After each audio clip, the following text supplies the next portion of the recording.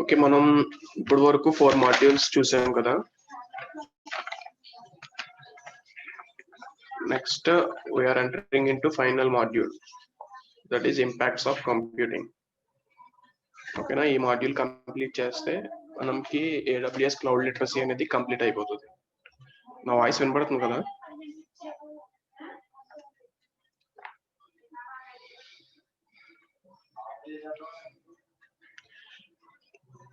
Okay,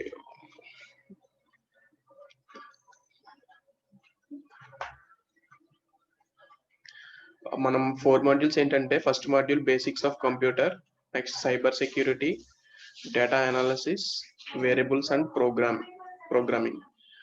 ఇందులో 5th మాడ్యూల్కి వచ్చేసరికి ఏంటంటే ఇంపాక్ట్స్ ఆఫ్ కంప్యూటింగ్. ఈ 5th మాడ్యూల్లో ఏమి ఉండదు, ఇది ఒక ఈజీ మాడ్యూల్ అన్నమాట. ఓకే, మనకి ఏంటంటే మాడ్యూల్ AWS మాడ్యూల్స్ ఈరోజు వస్తాయి అనుకున్నాం. ఓకే, మనం 5th మాడ్యూల్లో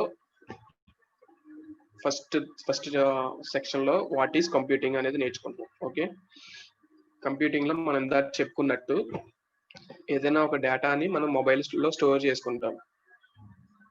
ఓకే, కానీ ఇంటర్నెట్ ని యూజ్ చేసి మనం ఏదైనా డేటాని బ్రౌజ్ చేసినప్పుడు, లేదా అప్లోడ్ చేసినప్పుడు, లేదా డౌన్లోడ్ చేసినప్పుడు హ్యూజ్ అమౌంట్ ఆఫ్ డేటా అనేది ప్రాసెసింగ్ అవుతుంది. ఐ మీన్ డెలివరీ అవుతుంది. మనం ప్రీవియస్ గా బిగ్ డేటాలో చూసాం కదా, సేమ్ అదే. ఆ డేటా అంతా ఎక్కడ సేవ్ అవుతుంది? ఫస్ట్ లో ఏంటంటే డేటా సెంటర్స్ ఉండేవి. ఫస్ట్ ఎవరికి వాళ్ళకి డేటా సెంటర్స్ ఉండేవి. ఆ డేటా సెంటర్స్ వాళ్ళు ఏం చేసేవారంటే ఈ హ్యూజ్ అమౌంట్ ఆఫ్ డేటాని వాళ్ళు అందులో సేవ్ చేసేవారు. ఆ డేటా సెంటర్లో సేవ్ చేసిన తర్వాత అప్పుడు ఒక కంపెనీ వాడు ఏం చేయాలంటే ఆ డేటా సెంటర్లో సమ్ స్పేస్ అనేది కొనుక్కోవాలి కదా. అంటే సపోజ్ నేనున్నాను భరత్ సునీల్, ఒక 5 సర్వర్స్ ని ఒక డేటా సెంటర్ లో కొనుక్కున్నాను నేను. మీరందరూ నా యూజర్స్ అనమాట. మీ 50 మెంబర్స్ నా యూజర్స్. మీ 50 మెంబర్స్ ఏం చేశారంటే ఆ 5 సర్వర్ మార్నింగ్ సెషన్ లో మీరు అందరూ ఖాళీగా ఉంటారు. అంటే మీకు కాలేజెస్ కానీ లేకపోతే వేరే అనదర్ వర్క్స్ కానీ ఏమీ లేవు. ఇప్పుడు మార్నింగ్ 10 to ఈవినింగ్ 4 వరకు మీరు అందరూ ఫ్రీగా ఉన్నారు. ఆ ఫ్రీ టైంలో మీరు అందరూ నా సర్వర్స్ ని ఫుల్ గా యూజ్ చేశారు. 5 సర్వర్స్ ని ఫుల్ గా యూజ్ చేయడం వల్ల నేను ఎంత అమౌంట్ యూజ్ చేసి ఆ సర్వర్స్ ని కొన్నానో ఆ అమౌంట్ కి నేను న్యాయం చేసినట్టు అనమాట. అంటే 5 సర్వర్స్ ని నేను సపోజ్ 1 lakh కి లీజుకి తీసుకున్నాను అనుకోండి, 1 year కి. మీరందరూ నా సర్వర్స్ యూజ్ చేశారు కాబట్టి నాకు సమ్ అమౌంట్ వస్తుంది. కాబట్టి నాకు ఈ 1 lakh ఇన్వెస్ట్ చేసింది నాకు బెనిఫిట్ వస్తుంది. కానీ ఆఫ్టర్ 4 తర్వాత మీరందరికీ సెపరేట్ వేరే కొంతమంది టీవీ చూడడం అనో, లేకపోతే వేరే వర్క్స్ అనో, లేకపోతే గేమ్స్ ఆడుకోవాలనో, ఇలా వేరే వర్క్స్ వల్ల 50 మెంబర్స్ యూజ్ చేయాల్సిన డేటాకి డౌన్ అయిపోయింది. ఐ మీన్ ఓన్లీ 10 మెంబర్స్ కానీ లేదా 5 మెంబర్స్ కానీ చూస్తున్నారు. అలా చూసినప్పుడు ఏముంది, నేను తీసుకున్న 5 సర్వర్స్ లో మీరు ఒక సర్వర్ ని యూజ్ చేసుకుంటున్నారు అనుకోండి, మిగిలిన 4 సర్వర్స్ అలా ఐడియల్ గానే ఉండిపోతాయి. అలా ఐడియల్ గా ఉండిపోవడం వల్ల నాకు లాస్ కదా. ఎందుకంటే నేను 5 సర్వర్స్ కి అమౌంట్ అనేది పే చేసేసాను. కానీ 4 సర్వర్స్ అనేవి ఐడియల్ గా ఉండిపోయినాయి. ఒక సర్వర్ మాత్రమే మీరు యూజ్ చేస్తున్నారు. అలా యూజ్ చేస్తున్నప్పుడు నాకేమవుతుంది, మైనస్ అవుతుంది కదా. అంటే ఆ పెట్టిన మనీ నాకు రావు, నేను లాస్ లోకి వెళ్ళిపోతాను. దాని గురించి వచ్చిందే ఈ క్లౌడ్ కంప్యూటింగ్ అనమాట. క్లౌడ్ కంప్యూటింగ్ అంటే ఏంటంటే మనకి క్లౌడ్ లో డెడికేటెడ్ గా ఇనీషియల్ గా 200 GB అనే డేటాని ప్రొవైడ్ చేస్తారు. ఇప్పుడు AWS సర్వీస్ AWS ఉంది, అమెజాన్ వెబ్ సర్వీసెస్ ఏం చేస్తాయి, 200 GBని మనకి ఎంటీ స్పేస్ అనేది అలొకేట్ చేస్తుంది. ఆ స్పేస్ ని మనం స్టోరేజ్ కోసం యూజ్ చేసుకుంటాం. నేను ఒక నార్మల్ యూజర్ ఒక వెబ్సైట్ కోసం అనుకోండి, 200 GB అనేది నాకు ఓకే, ఈజీగానే యూజ్ చేసుకోవచ్చు. మీకు ఇంకా ఏమైనా ఎడిషనల్ గా కావాలనుకోండి, సపోజ్ ఇప్పుడు మీరు ఒక వెబ్సైట్ ని క్రియేట్ చేశారు, ABC అనే ఒక వెబ్సైట్ ని క్రియేట్ చేశారు. ఆ వెబ్సైట్ లో మీ 50 మెంబర్స్ యూజ్ చేసుకుంటున్నారు. ఆ వెబ్సైట్ ని యూజ్ చేసుకుంటున్నప్పుడు నాకు 200 GB లోపే మీరు డేటా ప్రాసెసింగ్ అనేది చేస్తారు అన్న ఒక ఐడియా వచ్చింది అనుకోండి. అంటే మనకి వెబ్సైట్ని బేస్ చేసుకుని తెలిసిపోద్ది కదా, దాంట్లో పెద్ద అమౌంట్ ఆఫ్ 50 లేకపోతే 100 ఎక్కువ ఏమైనా వీడియోస్ అప్లోడ్ చేయడం కానీ డౌన్లోడ్ చేయడం కానీ జరిగితే హ్యూజ్ అమౌంట్ ఆఫ్ డేటా అనేది వస్తుంది. లేదా జస్ట్ అది బ్రౌజింగ్ కోసమే ఉపయోగపడే వెబ్సైట్ అనుకోండి, మనకి 200 GB సరిపోతుంది. ఇప్పుడు ఒక AWS లో అకౌంట్ క్రియేట్ చేసుకుంటే మీకు ర్యాండమ్ గా ఒక 200 GB ఫ్రీ స్పేస్ అనేది అలొకేట్ చేస్తారు. ఇప్పుడు మనకి జీమెయిల్ ఉంది, జీమెయిల్ లో మీకు డ్రైవ్ లో 16 GB వరకు సేవ్ చేసుకుంటున్నారు కదా, ఓకేనా. 16 GB వరకు మీరు డేటా అనేది సేవ్ చేసుకుంటున్నారు.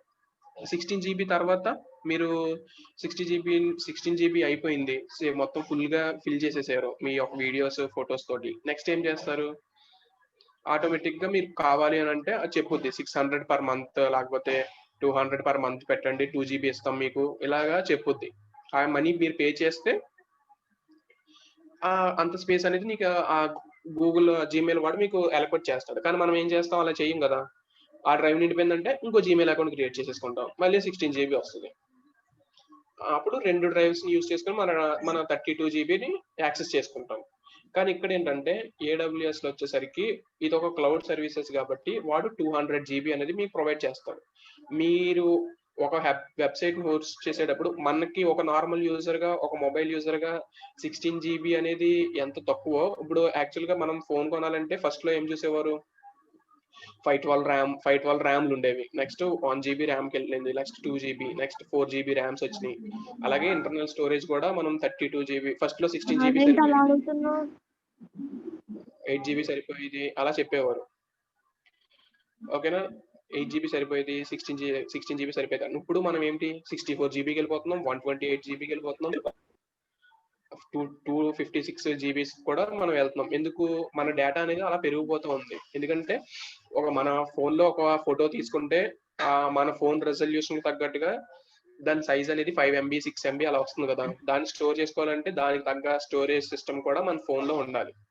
కానీ ఇది వరకు కేబీస్ లో వచ్చేది, బట్ ఇప్పుడు ఫోటో తీస్తుంటే ఒక యాక్చువల్ కెమెరాలో ఎంత MB తీసుకుంటుందో మన ఫోన్ లో కూడా అంత MB తీసుకుంటుంది. ఎందుకు, రిజల్యూషన్స్ పెరిగిపోయినాయి, క్లారిటీ అనేది ఇది వరకు ఫోన్ తో కంపేర్ చేసుకుంటే క్లారిటీ పెరిగిపోయింది, ఓకేనా.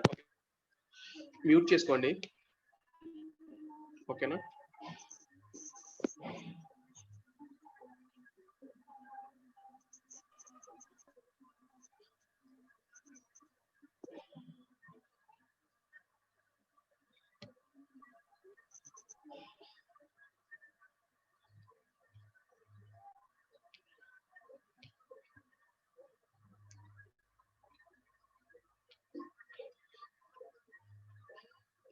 ఓకే, ఇలా క్లారిటీ అనేది పెరిగిపోవడం వల్ల మనకి MB అనేది కూడా, డేటా అనేది కూడా పెరిగిపోయింది, ఓకే.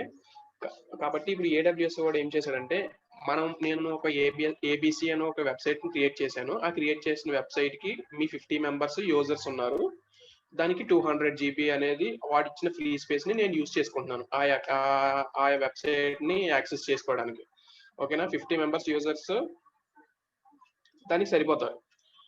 ఆ 200 GBకి 50 మెంబర్స్ యూజర్స్ అనే వాళ్ళు సరిపోతారు. కానీ యాక్చువల్ గా మీరు కాకుండా అదొక పబ్లిక్ వెబ్సైట్ అనుకోండి, 200 GB అనేది సరిపోతుందా, చాలు.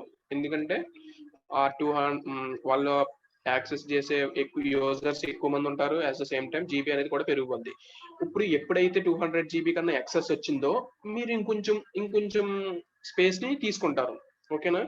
మీరు ఎంత స్పేస్ అయితే యూజ్ చేశారో అంత స్పేస్ కే మీరు వాళ్ళు మనీ అనేది ఛార్జ్ చేస్తారు. కానీ ఫస్ట్ కేసులో ఏంటి, మీరు సర్వర్స్ కొనుక్కునేటప్పుడు మీరు 5 సర్వర్స్ ఇంత అమౌంట్ అని కొనేసుకున్నారు, ఆ 5 సర్వర్స్ మీరు యూజ్ చేసుకున్నా చేసుకోకపోయినా మీరు అమౌంట్ అనేది పే చేస్తారు. కానీ ఇక్కడ క్లౌడ్కి వచ్చేటప్పుడు ఏంటంటే మీకు ఇచ్చిన స్టోరేజ్ కన్నా ఇంకొంచెం స్టోరేజ్ ని వాళ్ళు తీసుకుంటారు.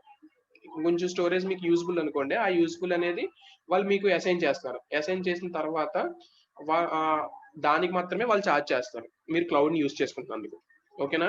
ఇక్కడ మనం డౌన్ నుంచి చూడండి, ఇంటర్నెట్ ఆఫ్ థింగ్స్. మనకి ఇంటర్నెట్ ఆఫ్ థింగ్స్ అంటే చాలా ఉన్నాయి కదా, ప్రతిదీ మనం యూజ్ చేసే ఎలక్ట్రానిక్ డివైజెస్ అన్ని ఇంటర్నెట్ థింగ్స్ కింద వస్తాయి అనమాట. Smart devices, smart vehicles, some connected systems, ఇవన్నీ కూడా దాని నుంచి ఏం చేస్తాయి, అవి ఒక డేటాని ట్రాన్స్ఫర్ చేస్తాయి. ఇప్పుడు ఎలా చేస్తాయి, సపోజ్ త్రూ వైర్డ్ ద్వారా కానీ వైర్లెస్ ద్వారా కానీ డేటా అనేది ట్రాన్స్మిట్ చేసినాయి అనుకోండి.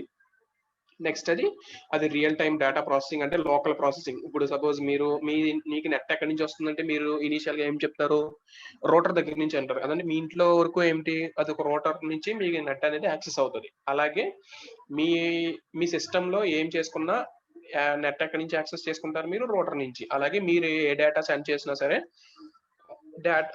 డేటా అనేది ఆ రోటర్ కి వెళ్తుంది. అంటే లోకల్లో ఉండే డివైజెస్ కి ఆ లోకల్ ప్రాసెసింగ్ చేస్తాయి. ఆ లోకల్ ప్రాసెసింగ్ అయిన తర్వాత అవన్నీ కలిసి ఎక్కడికి వెళ్తాయి, క్లౌడ్ లోకి వెళ్తాయి. క్లౌడ్ స్టోరేజ్ అన్నమాట. ఆ క్లౌడ్ స్టోరేజ్ లోకి వెళ్ళిన తర్వాత మన పంపించిన మీరు మీ ఇంట్లో నుంచి మీ డేటా పంపించారు, అలాగే ఒక కాలనీ నుంచి పంపిస్తే, ఒక విలేజ్ నుంచి పంపిస్తే, ఒక టౌన్ నుంచి పంపిస్తే, అదంతా కలిపి ఒక బిగ్ డేటా కింద అవుతుంది కదా. మీ వరకు మీకు చిన్న డేటానే సెండ్ చేస్తారు, బట్ ఆ పర్టికులర్ టైంలో ఒక ట్రాఫిక్ అనేది బాగా పెరిగింది అనుకోండి, అదే ఒక రష్ అవర్ అనుకోండి. ఇప్పుడు చాలా మంది ఏం చేస్తారు, ఆఫీస్ అయిపోయిన తర్వాత 7 to 9, 7 to 10 ఈవినింగ్ టైమ్స్ లో బిగ్ రష్ అవర్ అనమాట. అంటే ప్రతి ఒక్కళ్ళు మొబైల్ ఫోన్ తోనే ఉంటారు, ప్రతి ఒక్కళ్ళు చాటింగ్ చేస్తూ ఉంటారు, లేకపోతే వీడియోస్ చూడడం, లేకపోతే ఫేస్బుక్ ని యాక్సెస్ చేయడం, అన్ని ఎక్కువ చేస్తారు. మార్నింగ్ తో కంపేర్ చేస్తే ఆ పర్టికులర్ టైంలో మనకి ఎక్కువ మంది యూజర్స్ ఉంటారు. ఆ టైంలో ఎక్కువ డేటా అనేది ప్రొవైడ్ అవుతుంది. ఆ పర్టికులర్ టైం కూడా మనకి ఏ క్లౌడ్ అయితే అసైన్ చేశారో ఆ డేటాని ఆ ట్రాఫిక్ ని బేస్ చేసుకుని మనకి సెక్యూర్డ్ గా డేటా అనేది ట్రాన్స్ఫర్ అవుతుంది. ఓకేనా, ఇది కంప్యూటింగ్ అంటే. కంప్యూటింగ్ అండ్ క్లౌడ్ కంప్యూటింగ్ వేరు అండ్ క్లౌడ్ కంప్యూటింగ్ వేరు. ఓకేనా,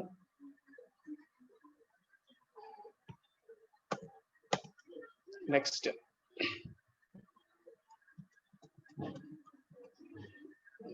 అడ్వాంటేజెస్ ఆఫ్ కంప్యూటింగ్. మనం ఏదైనా ఒక పని చేస్తున్నామని అంటే ఫస్ట్ ఇనీషియల్ గా మన బ్రెయిన్ ఏం ఆలోచిస్తుంది, ఆ వర్క్ లో పర్టికులర్ గా మనకి అడ్వాంటేజెస్ ఏంటి, డిసడ్వాంటేజెస్ ఏంటి. ఓకేనా, డిసడ్వాంటేజెస్ కన్నా అడ్వాంటేజ్ ఎక్కువ ఉన్నాయి అనుకో, అప్పుడు మనం ఆ వర్క్ చేయడానికి ఇష్టపడతాం. ఓకేనా, అంటే ఇప్పుడు సపోజ్ మీరు ఏదైనా ఒక ప్రోగ్రామ్ నేర్చుకోవాలి అని అనుకుంటున్నారు, ఒక కోర్స్ నేర్చుకోవాలి అనుకుంటున్నారు. ఆ కోర్స్ మీరు నేర్చుకోవాలని ఇనీషియల్ గా మీకు థాట్ వచ్చినప్పుడు మీరు బేసిక్ గా ఆలోచించేది ఏంటి, ఆ కోర్స్ అనేది నా ఎడ్యుకేషనల్ బ్యాక్గ్రౌండ్ కి సరిపోయేదేనా, అంటే నేను ఒకటి చదివాను, ఆ కోర్స్ వేరేదా. అలాంటప్పుడు ఆ కోర్స్ వేరేది అనుకోండి, మీకు అది కొంచెం మైనస్ కింద ఉన్నాయి కదా, అంటే మళ్ళీ మీరు స్టార్టింగ్ నుంచి రావాలి, ఎందుకంటే అది మీకు అర్థం కాదు. అంటే మీరు ఆల్రెడీ చదివింది అనుకోండి, సపోజ్ మీరు సిఎస్సిఓ, ఈసీఓ, లేకపోతే కంప్యూటర్ బ్యాక్గ్రౌండ్ లో డిగ్రీలో కంప్యూటర్స్ ఏమైనా చేశారు అనుకోండి, అప్పుడు అది ఏదైనా కంప్యూటర్ కోర్స్ తీసుకుంటే అది మీకు ఈజీ అయిపోతుంది. కానీ ఇప్పుడు మీరు చదివింది సపోజ్ బీటెక్ లో సిఎస్సి చదివారు, అంటే కంప్యూటర్ సైన్స్ చదివారు, కానీ మీరు వచ్చేసరికి ఇక్కడ టాలీ నేర్చుకోవాలనుకుంటున్నారు అనుకోండి, అది కంప్లీట్ గా ఆపోజిట్ అన్నమాట. దానికి దీనికి అసలు రిలేషన్ ఉండదు. అంటే వీళ్ళు వర్క్ చేసే మీద కూడా సాఫ్ట్వేర్ లోనే వర్క్ చేస్తారు, బట్ ఏంటంటే ఈ క్యాలిక్యులేషన్స్ ఇవన్నీ సిఎస్సి వాళ్ళకి చాలా కొంచెం కష్టంగా మారుతాయి. అలాగే మీరు ఏదైనా కోర్స్ నేర్చుకోవాలన్నా సరే దాంట్లో ఉన్న అడ్వాంటేజ్ ఏంటి, ఓకే ఇది నా బ్యాక్గ్రౌండ్ కి తగ్గట్టుగానే. నెక్స్ట్ ఏం చూసుకుంటారు, దీని మీద ఏమైనా జాబ్ ఆపర్చునిటీస్ వస్తాయా, ఎక్కువ వస్తాయా, లేకపోతే అసలు ఉండవా. అసలు ఉండవు అని అంటే మీరు దాని మీదకి ఏం వెళ్ళరు కదా. ఓన్లీ సిఈ ఒకటి నేర్చేసుకున్న వదిలేశారు అనుకోండి, దాని మీద మీకు జాబ్ ఆపర్చునిటీస్ ఎక్కువ ఉన్నాయా. సి మీద ఎప్పుడు ప్రెసెంట్ ఉన్న సిచ్యువేషన్ లో సి మీద జాబ్ ఆపర్చునిటీస్ అనేది చాలా తక్కువ. ఇన్ కేస్ సి మీద ఉన్నా సరే, ఏ వేరే కోర్స్ నేర్చుకున్నా సరే ప్రతి ఒక్కళ్ళు బేసిక్ గా సి నేర్చేసుకుంటారు. సో ఏదైనా సి మీద నోటిఫికేషన్ పడినా సరే మోర్ నెంబర్ ఆఫ్ మనకి కాంపిటేటర్స్ అనే వాళ్ళు వస్తారు. అదే మీకు సి అడ్వాన్స్డ్ గా కోర్ జావా నేర్చుకున్నారు, లెస్ట్ అడ్వాన్స్డ్ జావా నేర్చుకున్నారు, జావా స్క్రిప్ట్ నేర్చుకున్నారు, పైథాన్ నేర్చుకున్నారు అనుకోండి, ఇవన్నీ ఏంటి, ఆ ప్రోగ్రామింగ్ లాంగ్వేజెస్ కి అడ్వాన్స్డ్ లాంగ్వేజెస్ కాబట్టి మీకు మళ్ళీ ప్రాబ్లం ఉండదు. మీరు సి జావా నేర్చుకున్నారు, మళ్ళీ టాలీ నేర్చుకున్నారు అనుకోండి, అటు వెళ్దాం ఇటు వెళ్దాం అని ఎప్పుడూ రెండు వేస్ పెట్టుకోకూడదు. రెండు వేస్ పెట్టుకున్నప్పుడు ఏమవుతుందంటే ఎటు వెళ్ళలేకుండా ఉండిపోతారు అనమాట. ఎందుకంటే దాంట్లో కూడా మీరు 100% చేయలేరు, దీంట్లో కూడా 100% చేయలేరు. సో 50-50గా ఉన్నప్పుడు ఏమవుతుందంటే మనకి కొంచెం ఛాన్సెస్ అనేవి పోతాయి ఎప్పుడైనా. ఎందుకంటే ఒకే దాని మీద ఉన్న వాళ్ళు చాలా మంది ఉంటారు, వాళ్ళందరినీ దాటుకుని మన ఇంటర్వ్యూ క్రాక్ చేయడం అనేది చాలా కష్టం. అట్ ద సేమ్ టైం మనకి క్యాంపస్ ప్లేస్మెంట్స్ కి బయట ఉండే వాక్ ఇన్ ఇంటర్వ్యూస్ కి చాలా డిఫరెన్స్ ఉంటుంది. క్యాంపస్ ప్లేస్మెంట్ లో మీరు ఓన్లీ మీ ఒక్క కాలేజ్లో ఉన్న ఆ పర్టిక్యులర్ ఫైనల్ ఇయర్స్ తోటే కాంపిటీషన్ గా చూస్తారు ఆన్ క్యాంపస్ అయితే. ఆఫ్ క్యాంపస్ అయితే వేరే కాలేజ్ వస్తారు అనుకోండి. లేదు అది మీరు క్యాంపస్ లో జాబ్ రాలేదు అని అనుకోండి, అక్కడే ఆ కాంపిటీషన్ ని మనం తట్టుకోలేకపోతే బయట ఉన్న కాంపిటీషన్ కి ఎంతమంది వస్తారో చూసుకోండి. ఎందుకంటే వాకిన్ ఇంటర్వ్యూస్ అంటే సపోజ్ ఇప్పుడు ఎప్పుడైనా మీరు హైదరాబాద్ లో చూసారో లేదో, హైదరాబాద్ లో ఏదైనా ఒక startup company walk-in interviews conduct చేస్తేనే థౌజండ్స్ లో వస్తారు. అదే ఒక పెద్ద టీసీఎస్, ఇన్ఫోసిస్ వీళ్ళు వాకిన్స్ కండక్ట్ చేస్తే ఎంతమంది వస్తారో చూడాలి. సో కాంపిటీషన్ అనేది పెరిగిపోతుంది. ఆ కాంపిటీషన్ అనేది పెరిగిపోవడం వల్లే చాలా మంది ఏం చేశారంటే ఎక్కువ గ్రూప్స్ పెట్టారు. ఐ మీన్ ఎక్కువ రౌండ్స్ అనేది కూడా ఉంటుంది. ఎక్కువ రౌండ్స్ అంటే ఏంటి, ఫస్ట్ యాప్టిట్యూడ్ టెస్ట్ పెడతారు, నెక్స్ట్ టీఆర్ అంటారు, హెచ్ఆర్ అంటారు, ఇంకా చాలా ఉంటాయి అన్నమాట. కొంతమంది మళ్ళీ ఫిల్టర్ చేయడానికి జామ్ సెషన్ పెడతారు. అలా డిఫరెంట్ ఆఫ్ అలా పెట్టి మీ ప్రతి సెక్షన్ లోనూ ఫిల్టర్ చేయడానికి చూస్తారు. ఎందుకంటే క్రౌడ్ పెరిగిపోతుంది. ఇప్పుడు 5 మెంబర్స్ కే ఖాళీ ఉన్నది అనుకోండి, వేకెన్సీస్ అనేవి 5 ఉన్నాయి అనుకోండి. మీ 5000 మెంబర్స్ వచ్చారనుకో, వాడు అందరికీ ఇంటర్వ్యూ పెట్టగలడా? పెట్టలేడు. ఎందుకంటే 5000 మెంబర్స్ కి ఒకే రోజు ఇంటర్వ్యూ పెట్టడం అనేది ఇంపాసిబుల్. అప్పుడు ఏం చేస్తాడంటే వాడు జామ్ సెషన్ కానీ, లేకపోతే సెల్ఫ్ ఇంట్రడక్షన్, మీ గురించి 1 మినిట్ మాట్లాడుకోండి, ఇలాగ ఏదో ఒకటి ఒక సెక్షన్ స్పీడ్ మీద అయిపోయేది, ఫిల్టర్ అయిపోయేది చూసుకుంటాడు. అలా చూసుకున్నప్పుడు 5000 నుంచి అక్కడే 50 మెంబర్స్ ని పక్కకు తీసేస్తాడు. నెక్స్ట్ ఏం చేస్తాడు, ఏదో ఒక పెడతాడు, ఆ యాప్టిట్యూడ్ టెస్ట్ పెడతాడు. యాప్టిట్యూడ్ టెస్ట్ అంటే మీరు టీసీఎస్ యాప్టిట్యూడ్ టెస్ట్ చూసారో లేదో నాకు తెలియదు కానీ, ఓకే, టీసీఎస్ లో యాప్టిట్యూడ్ టెస్ట్ చాలా కష్టంగా ఉంటుంది. గేట్ ఎగ్జామ్ మీకు ఐడియా ఉండొచ్చు కొంతమందికి. ఆ గేట్ ఎగ్జామ్ అనేది చాలా డిఫికల్ట్ గా ఉంటుంది. నాకు తెలిసి టీసీఎస్ కూడా కొంచెం అలాగే అనిపిస్తుంది నాకైతే.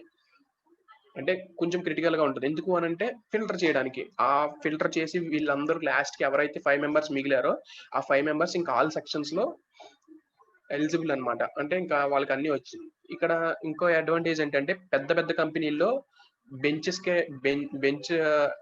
బెంచ్ మెంబర్స్ ఉంటారు.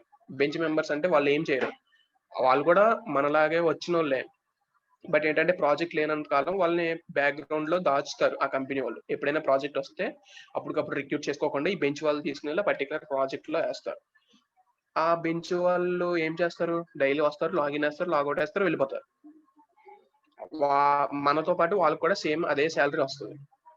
ఎందుకు వాళ్ళని అలా దాచుకుంటారు అని అంటే, ఏదైనా పెద్ద ప్రాజెక్ట్ వచ్చినప్పుడు అప్పటికప్పుడు స్టూడెంట్స్ ని రిక్రూట్ చేసుకోలేము కాబట్టి వాళ్ళని అలా బెంచ్ గా ఉంచుకుంటారు. కానీ చిన్న చిన్న కంపెనీలు అలా చేయలేవు, ఎందుకంటే వాళ్ళకి సెపరేట్ గా ఖాళీగా కూర్చోబెట్టి వాళ్ళకి ఇవ్వలేదు కదా.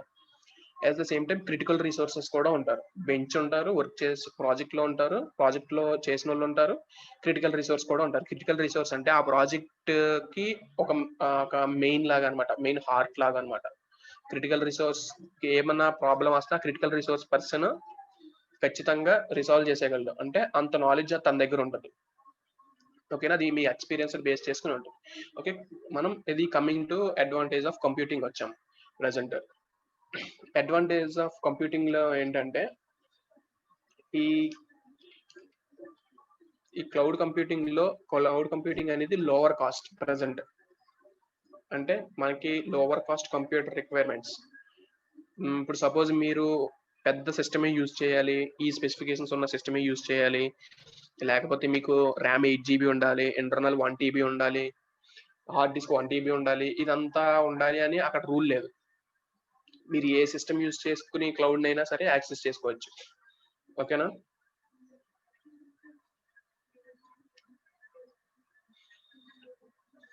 నెక్స్ట్ వచ్చేసి లోవర్ ఇన్ఫ్రాస్ట్రక్చర్ సర్వీస్. ఇన్ఫ్రాస్ట్రక్చర్ అనేది కూడా మనకి లోవర్ గానే ఉండొచ్చు. పెద్ద ఇన్ఫ్రాస్ట్రక్చర్ యూజ్ చేయాలి, లేకపోతే దీనికంటూ సెపరేట్ ఒక ల్యాబ్ ఉండాలి అని లేదు. మీరు మీ క్లౌడ్ ని మీరు ఎక్కడి నుంచి యాక్సెస్ చేయొచ్చు, ఎక్కడి నుంచి అయినా, ఎనీవేర్ ఇన్ ద వరల్డ్ ఎక్కడి నుంచి అయినా యాక్సెస్ చేసుకోవచ్చు. మీ మొబైల్ నుండి కూడా మీ క్లౌడ్ అనేది మీరు యాక్సెస్ చేసుకోవచ్చు. మీకు బేసిక్ ఎగ్జాంపుల్ చెప్పాలంటే ఎంఐ క్లౌడ్స్ ఉంటాయి, ఐఫోన్ ఉన్న వాళ్ళకి మ్యాక్ క్లౌడ్స్ ఉంటాయి. ఈ డేటా అంతా మీకు సింపుల్ గా చెప్పాలంటే డ్రైవ్ అనేది కూడా ఒక క్లౌడే. ఆ డ్రైవ్ లో మీ డేటా ఎక్కడికి వెళ్ళి స్టోర్ అవుతుందో మీకు తెలుసా? తెలియదు, కానీ మీరు అక్కడ పర్టికులర్ గా స్టోర్ చేస్తున్నారు. మీరు ఇంటర్నెట్ యూజ్ చేసి ఎక్కడ డేటా అనేది సేవ్ చేసినా సరే అది క్లౌడ్ లోనే సేవ్ అవుతుంది. ప్రజెంట్ క్లౌడ్ లో సేవ్ అవుతుంది. ఇది వరకు అంటే డేటా సెంటర్స్ ఉండేవి, అక్కడ డేటా సెంటర్స్ ఏంటంటే కొన్ని లాక్స్ ఆఫ్ ఏకర్స్ లో డేటా సెంటర్స్ అనేవి ఫిజికల్ గా ఉంటాయి అన్నమాట. అక్కడ మీకు ఒక సర్వర్స్ అనేవి ప్రొవైడ్ చేస్తారు. మన కంపెనీ వాళ్ళు ఇనీషియల్ గా వాళ్ళతో ఎంఓయూ చేసుకుని వాళ్ళకి మనం వాళ్ళకి మనీ అనేది పే చేస్తాం. కానీ ఇప్పుడు అంతా క్లౌడ్ లో వస్తుందన్నమాట. మనకి క్లౌడ్ లో ఇంకో నెక్స్ట్ అడ్వాంటేజ్ ఏంటంటే ఫ్యూయర్ మెయింటెనెన్స్ కాస్ట్ కూడా పెద్ద ఉండదు. ఓకే, నెక్స్ట్ వచ్చేసి సాఫ్ట్వేర్ కాస్ట్. అంటే మనకి ఎడిషనల్ గా ఇప్పుడు మీరు క్లౌడ్ తో ఇంటరాక్ట్ అవ్వాలంటే వేరే సాఫ్ట్వేర్ ఏమైనా వేసుకుంటున్నారా? మీరు డ్రైవ్ లో ఉన్న డేటాను స్టోర్ చేయాలంటే వేరే సాఫ్ట్వేర్ నుంచి ఏమైనా పుష్ చేస్తున్నారా? లేదు కదా. డైరెక్ట్ గా మీరు ఒకటే సాఫ్ట్వేర్, అంటే మీ మొబైల్లో కానీ మీ సిస్టమ్ లో కానీ ఏ ఆపరేటింగ్ సిస్టమ్ రన్ అవుతుందో ఆ ఆపరేటింగ్ సిస్టమ్ తోటే మీరు డేటా అనేది ఆ క్లౌడ్ లోకి అప్లోడ్ చేయడం కానీ డౌన్లోడ్ చేసుకోవడం కానీ చూస్తున్నారు. నెక్స్ట్ వచ్చేసి స్పీడ్ ఇంక్రీజ్ అవుతుంది. స్పీడ్ అనేది ఏంటంటే ఇప్పుడు మనకి రష్ అవర్ కానీ నార్మల్ అవర్ కానీ ఏ అవర్ అయినా సరే డేటా అనేది స్పీడ్ గానే మీకు ఇంక్రీజ్ అవ్వడం, అప్లోడ్ అవ్వడం లేదా డౌన్లోడ్ అవ్వడం రెండు ఒకేసారి జరుగుతున్నాయి. ఇప్పుడు మీకు రష్ అవర్ లో చేస్తున్నారు కదా అని డ్రైవ్ స్లోగా పనిచేయడం, లేదా మార్నింగ్ సెషన్ లో చేస్తున్నారు కదా అని డ్రైవ్ స్పీడ్ మీద పనిచేయడం ఏమైనా జరుగుతాయా? ఏం జరగవు. కానీ మీకు ఇంటర్నెట్ స్పీడ్ అనేది రష్ అవర్ తో కంపేర్ చేసుకుంటే నార్మల్ గా చూసుకుంటాం. ఇప్పుడు సపోజ్ మీరు ఏదైనా మూవీ డౌన్లోడ్ చేశారనుకోండి, 7 to 9 కానీ ఈ రష్ అవర్ లో చేయండి, ఇంటర్నెట్ స్పీడ్ అనేది తక్కువ వస్తుంది. ఎందుకంటే యూజర్స్ పెరిగిపోయి ఒకే సర్వర్ మీద ఎక్కువ లోడ్ పడిపోవడం వల్ల మీకు ఇంటర్నెట్ అనేది కొంచెం స్లోగా వస్తుంది. అదే మార్నింగ్ సెషన్ లో డౌన్లోడ్ చేశారనుకో, మన స్పీడ్ అనేది 1 Mbps 2 Mbps అనేది స్పీడ్ పెరుగుతుంది. ఎందుకు? అప్పుడు యూజర్స్ తగ్గిపోవడం వల్ల సర్వర్స్ అనేవి ఫ్రీగా ఉంటాయి. సర్వర్స్ మీద లోడ్ పడదు. ఆ లోడ్ పడకపోవడం వల్ల మీకు స్పీడ్ అనేది చాలా స్పీడ్ మీద ఉంటుంది. మీరు ఆల్రెడీ చూసుకునే ఉంటారు, మీకు ఆల్రెడీ ఐడియా ఉండొచ్చు. ఓకే, అందులో మళ్ళీ క్లౌడ్ లో ఇంకో అడ్వాంటేజ్ ఏంటంటే అన్లిమిటెడ్ స్టోరేజ్ స్పేస్ అన్నమాట. అంటే దీంట్లో 200 GB ఇందాక మనం చెప్పుకున్నాం కదా, ఆ 200 GBకి తగ్గట్టుగా మనకి డేటా అనేది ప్రొవైడ్ చేస్తారు అన్లిమిటెడ్. అది అయిపోయిన తర్వాత కూడా మీరు నెక్స్ట్ ఇంకోటి చూసుకోవచ్చు. Next disadvantage of computing. Advantage చెప్పాను ఇందాక ఆల్రెడీ మనం చూసుకున్నాం కదా. అడ్వాంటేజెస్ ఉన్నాయంటే ఖచ్చితంగా డిసడ్వాంటేజెస్ ఉంటాయి. డిసడ్వాంటేజెస్ లేకుండా ఏమీ ఉండవు. క్లౌడ్ లో డిసడ్వాంటేజెస్ ఏంటి అంటే నీడ్ ఇంటర్నెట్ కనెక్షన్. మీరు క్లౌడ్ ని యాక్సెస్ చేసుకోవాలంటే ఫర్ ష్యూర్ ఏముండాలి? ఇంటర్నెట్ కనెక్షన్ ఉండాలి. ఇంటర్నెట్ కనెక్షన్ లేకపోతే మీరు క్లౌడ్ ని యాక్సెస్ చేయగలరా? చేయలేరు కదా. That to high speed internet ఉండాలి. హై స్పీడ్ ఇంటర్నెట్ లేకపోతే ఏంటంటే ఇప్పుడు మీరు ఏదైనా డ్రైవ్ లో డేటా అప్లోడ్ చేయాలనుకో, అది మీరు ఫేస్బుక్ లో అప్లోడ్ చేసినట్టు లేకపోతే వాట్సాప్ లో సెండ్ చేసినట్టు అంత స్పీడ్ మీద వెళ్దు. ఓకేనా. ఇదేంటంటే ఇంటర్నెట్ స్పీడ్ హైగా ఉండాలి. లోగా ఉన్నప్పుడు ఏమవుతుందంటే ఆ అప్లోడింగ్ అనేది చాలా స్లోగా అవుతుంది. అట్ ద సేమ్ టైం మధ్యలో కట్ట కూడా అయిపోవచ్చు, అంటే డేటా అనేది బ్రేక్ అయిపోవచ్చు, పాత్ అనేది క్లోజ్ అయిపోవచ్చు ఇంటర్నెట్ అనేది కరెక్ట్ గా లేకపోతే. ఓకే, నెక్స్ట్ వచ్చేసి సెక్యూరిటీ. మనం అనుకోవచ్చు, మీరు సపోజ్ మీ ఫోన్ లో డేటా సేవ్ చేసుకుంటున్నారు. డేటా సేవ్ చేసుకుని ఒక మెమరీ కార్డ్ లో సేవ్ చేశారు. ఆ మెమరీ కార్డ్ లో ఉన్న డేటా సెక్యూర్ అని మీరు చెప్పగలరా? సెక్యూరిటీ అంటే వేరే వాళ్ళు చూస్తారు, లేకపోతే వేరే వాళ్ళు మన pen drive or memory card ని యాక్సెస్ చేస్తారు అనే కాదు.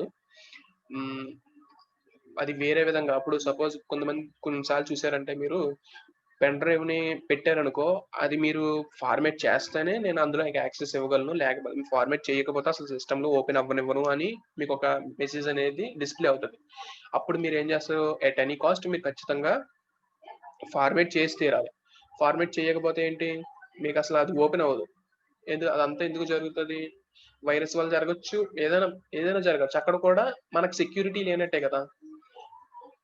ఇంకొకటి ఏంటంటే ఇప్పుడు మీరు ఒక మెమరీ కార్డ్ ని దాచుకున్నారు. ఆ దాచుకున్నది ఎవరైనా తీసేసుకున్నారు అనుకోండి, మీ ఫ్రెండ్స్ ఎవరైనా తీసుకుని వాటిని యాక్సెస్ చేస్తున్నారు అనుకో, కార్డ్ రైడర్ ని యూజ్ చేసుకుని అందులో ఉన్న వాళ్ళని మీ ఇంపార్టెంట్ లేకపోతే పర్సనల్ డేటా ఏదో ఒక డేటాని వాళ్ళు తీసేసుకున్నారు అనుకోండి, అది కూడా సెక్యూరిటీ లేకపోవడమే. ఓకే, నెక్స్ట్ వచ్చేసి ఏంటంటే ఈ క్లౌడ్ లో మనం సెక్యూరిటీ అనేది హైగా ఉంటది అని మనం చెప్పలేం.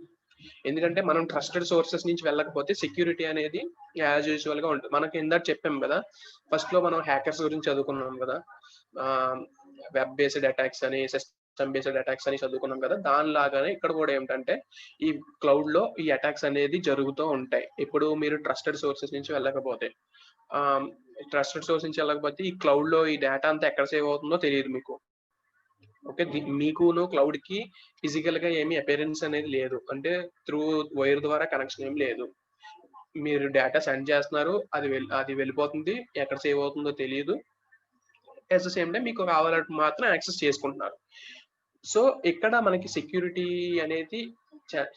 కొంచెం తక్కువగా ఉంటుంది.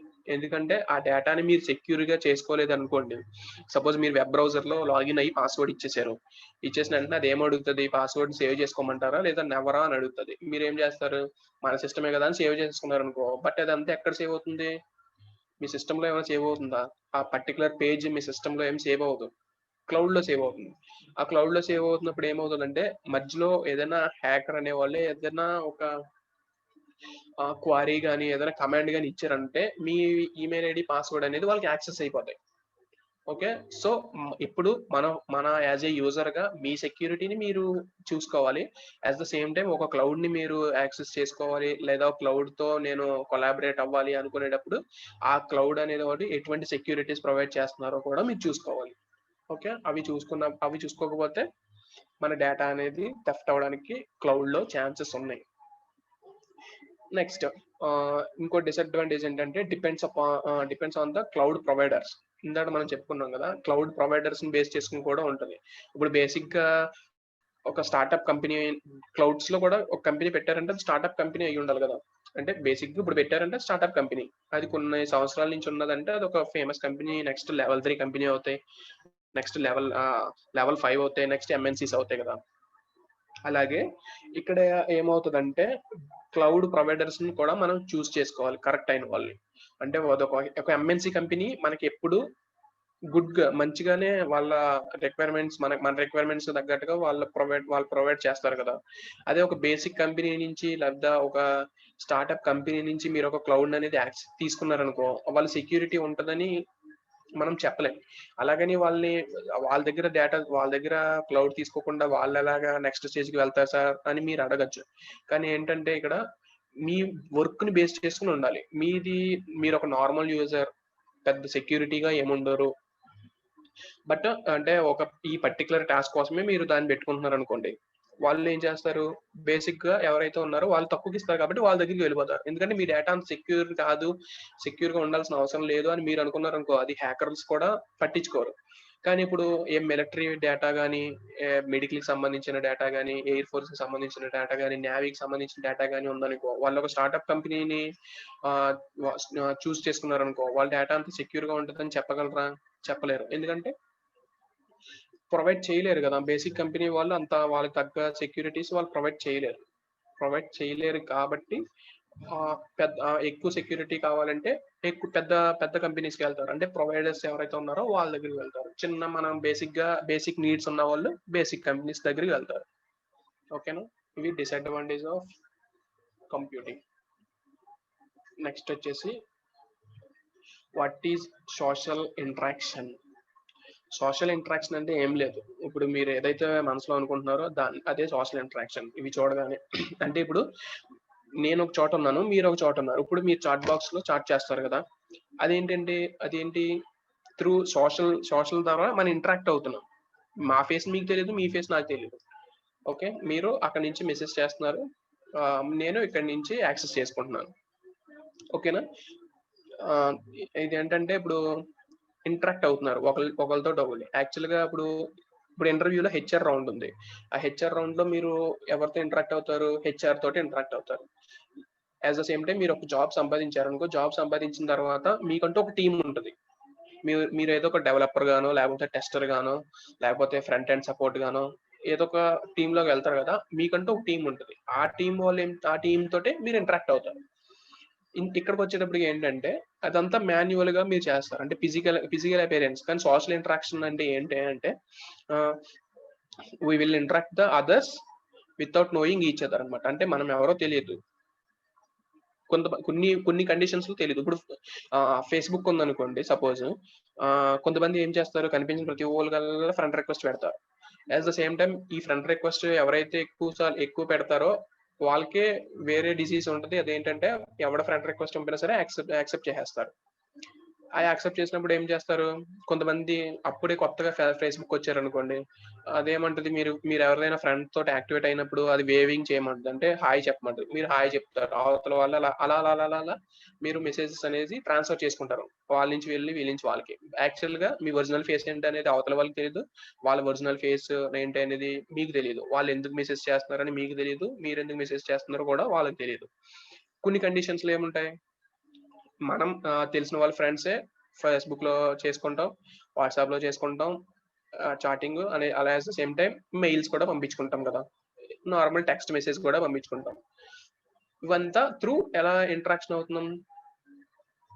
మనకున్న బ్రౌజర్స్‌ని బేస్ చేసుకొని Facebook browser, WhatsApp messengers, Instagram, Twitter, LinkedIn. ఇప్పుడు లింక్డ్ఇన్ ఉంది. లింక్డ్ఇన్‌లో మీ ప్రొఫైల్ పెడతారు. అంటే మీ రెజ్యూమ్ అప్‌లోడ్ చేసి, నాకు సో అండ్ సో కోర్సెస్ మీద నాలెడ్జ్ ఉంది. సో నేను సో అండ్ సో కంపెనీకి అప్లై చేసుకుంటున్నాను అని మీరు పెట్టుకుంటారు. అప్లై చేసుకుంటున్నప్పుడు మీరు పెట్టుకుంటారు. అవతల వాడు మీ ఫేస్ తెలుసా? మీరెలా ఉంటారో, లేపోతే మీరు పొట్టిగా ఉంటారా? పొడుగ్గా ఉంటారా? ఇవన్నీ ఆడు కన్సిడర్ చేయడు. మీ రెజ్యూమ్‌ని మాత్రమే కన్సిడర్ చేసుకుంటాడు. మీ రెజ్యూమ్‌లో వాడికి కావాల్సిన క్వాలిఫికేషన్స్, వాడికి కావాల్సిన డీటెయిల్స్, వాడికి కావాల్సిన రిక్వైర్మెంట్స్ ఉన్నాయనుకోండి. అప్పుడు మీకు ఇంటర్వ్యూ కాల్ అనేది త్రూ లెటర్ ద్వారా ఐ మీన్ ఈమెయిల్ ద్వారా లేకపోతే లింక్డ్ఇన్‌లోనే మీకు మళ్ళీ వాడు మీతో ఇంటరాక్ట్ అవుతాడు. అంతే కదా! అంతేగాని మీరెలా ఉంటారో చూసుకొని మీ ఫోటో ఒకటి పంపించండి అని చూసుకొని వాడు పంపడు కదా! వాడికి కావాల్సిన రిక్వైర్మెంట్స్ అది. ఒక్కొక్క మెసెంజర్ ఒక్కొక్కలాగా ఉంటుంది. ఓకే. మనకి ఇప్పుడు వాట్సాప్ ఉంది. వాట్సాప్‌లో మీరు అన్‌నోన్ నంబర్ నుంచి మెసేజ్ వచ్చింది. మెసేజ్ రాగానే మీరేమడుగుతారు? హూ ఆర్ యూ అని అడుగుతారు. ఎందుకంటే వాళ్ళ వాళ్ళ డీపీ గాని అవేమి కనిపించకపోతే హూ ఆర్ యూ అని అడుగుతారు. అవతల వాళ్ళు కొంచెం మీకు నచ్చని సమాధానాలు చెప్తే ఏం చేస్తారు? బ్లాక్ చేస్తారు. అంటే వాళ్ళకి మీకు ఉన్న ఇంటరాక్షన్ అనేది క్లోజ్ అయిపోయినట్టు. అదే ఫేస్‌బుక్‌లో మీకు ఎవరైనా ఫ్రెండ్ రిక్వెస్ట్ పంపారనుకో, ఇనీషియల్‌గా ఏం చేస్తారు? వాళ్ళ అకౌంట్‌లోకెళ్ళి చెక్ చేసుకుంటారు. ఎందుకంటే ఫేస్‌బుక్ వాడికి అకౌంట్ క్రియేట్ చేసుకోవాలంటే కొన్ని డీటెయిల్స్ అనేది మనం ప్రొవైడ్ చేయాలి.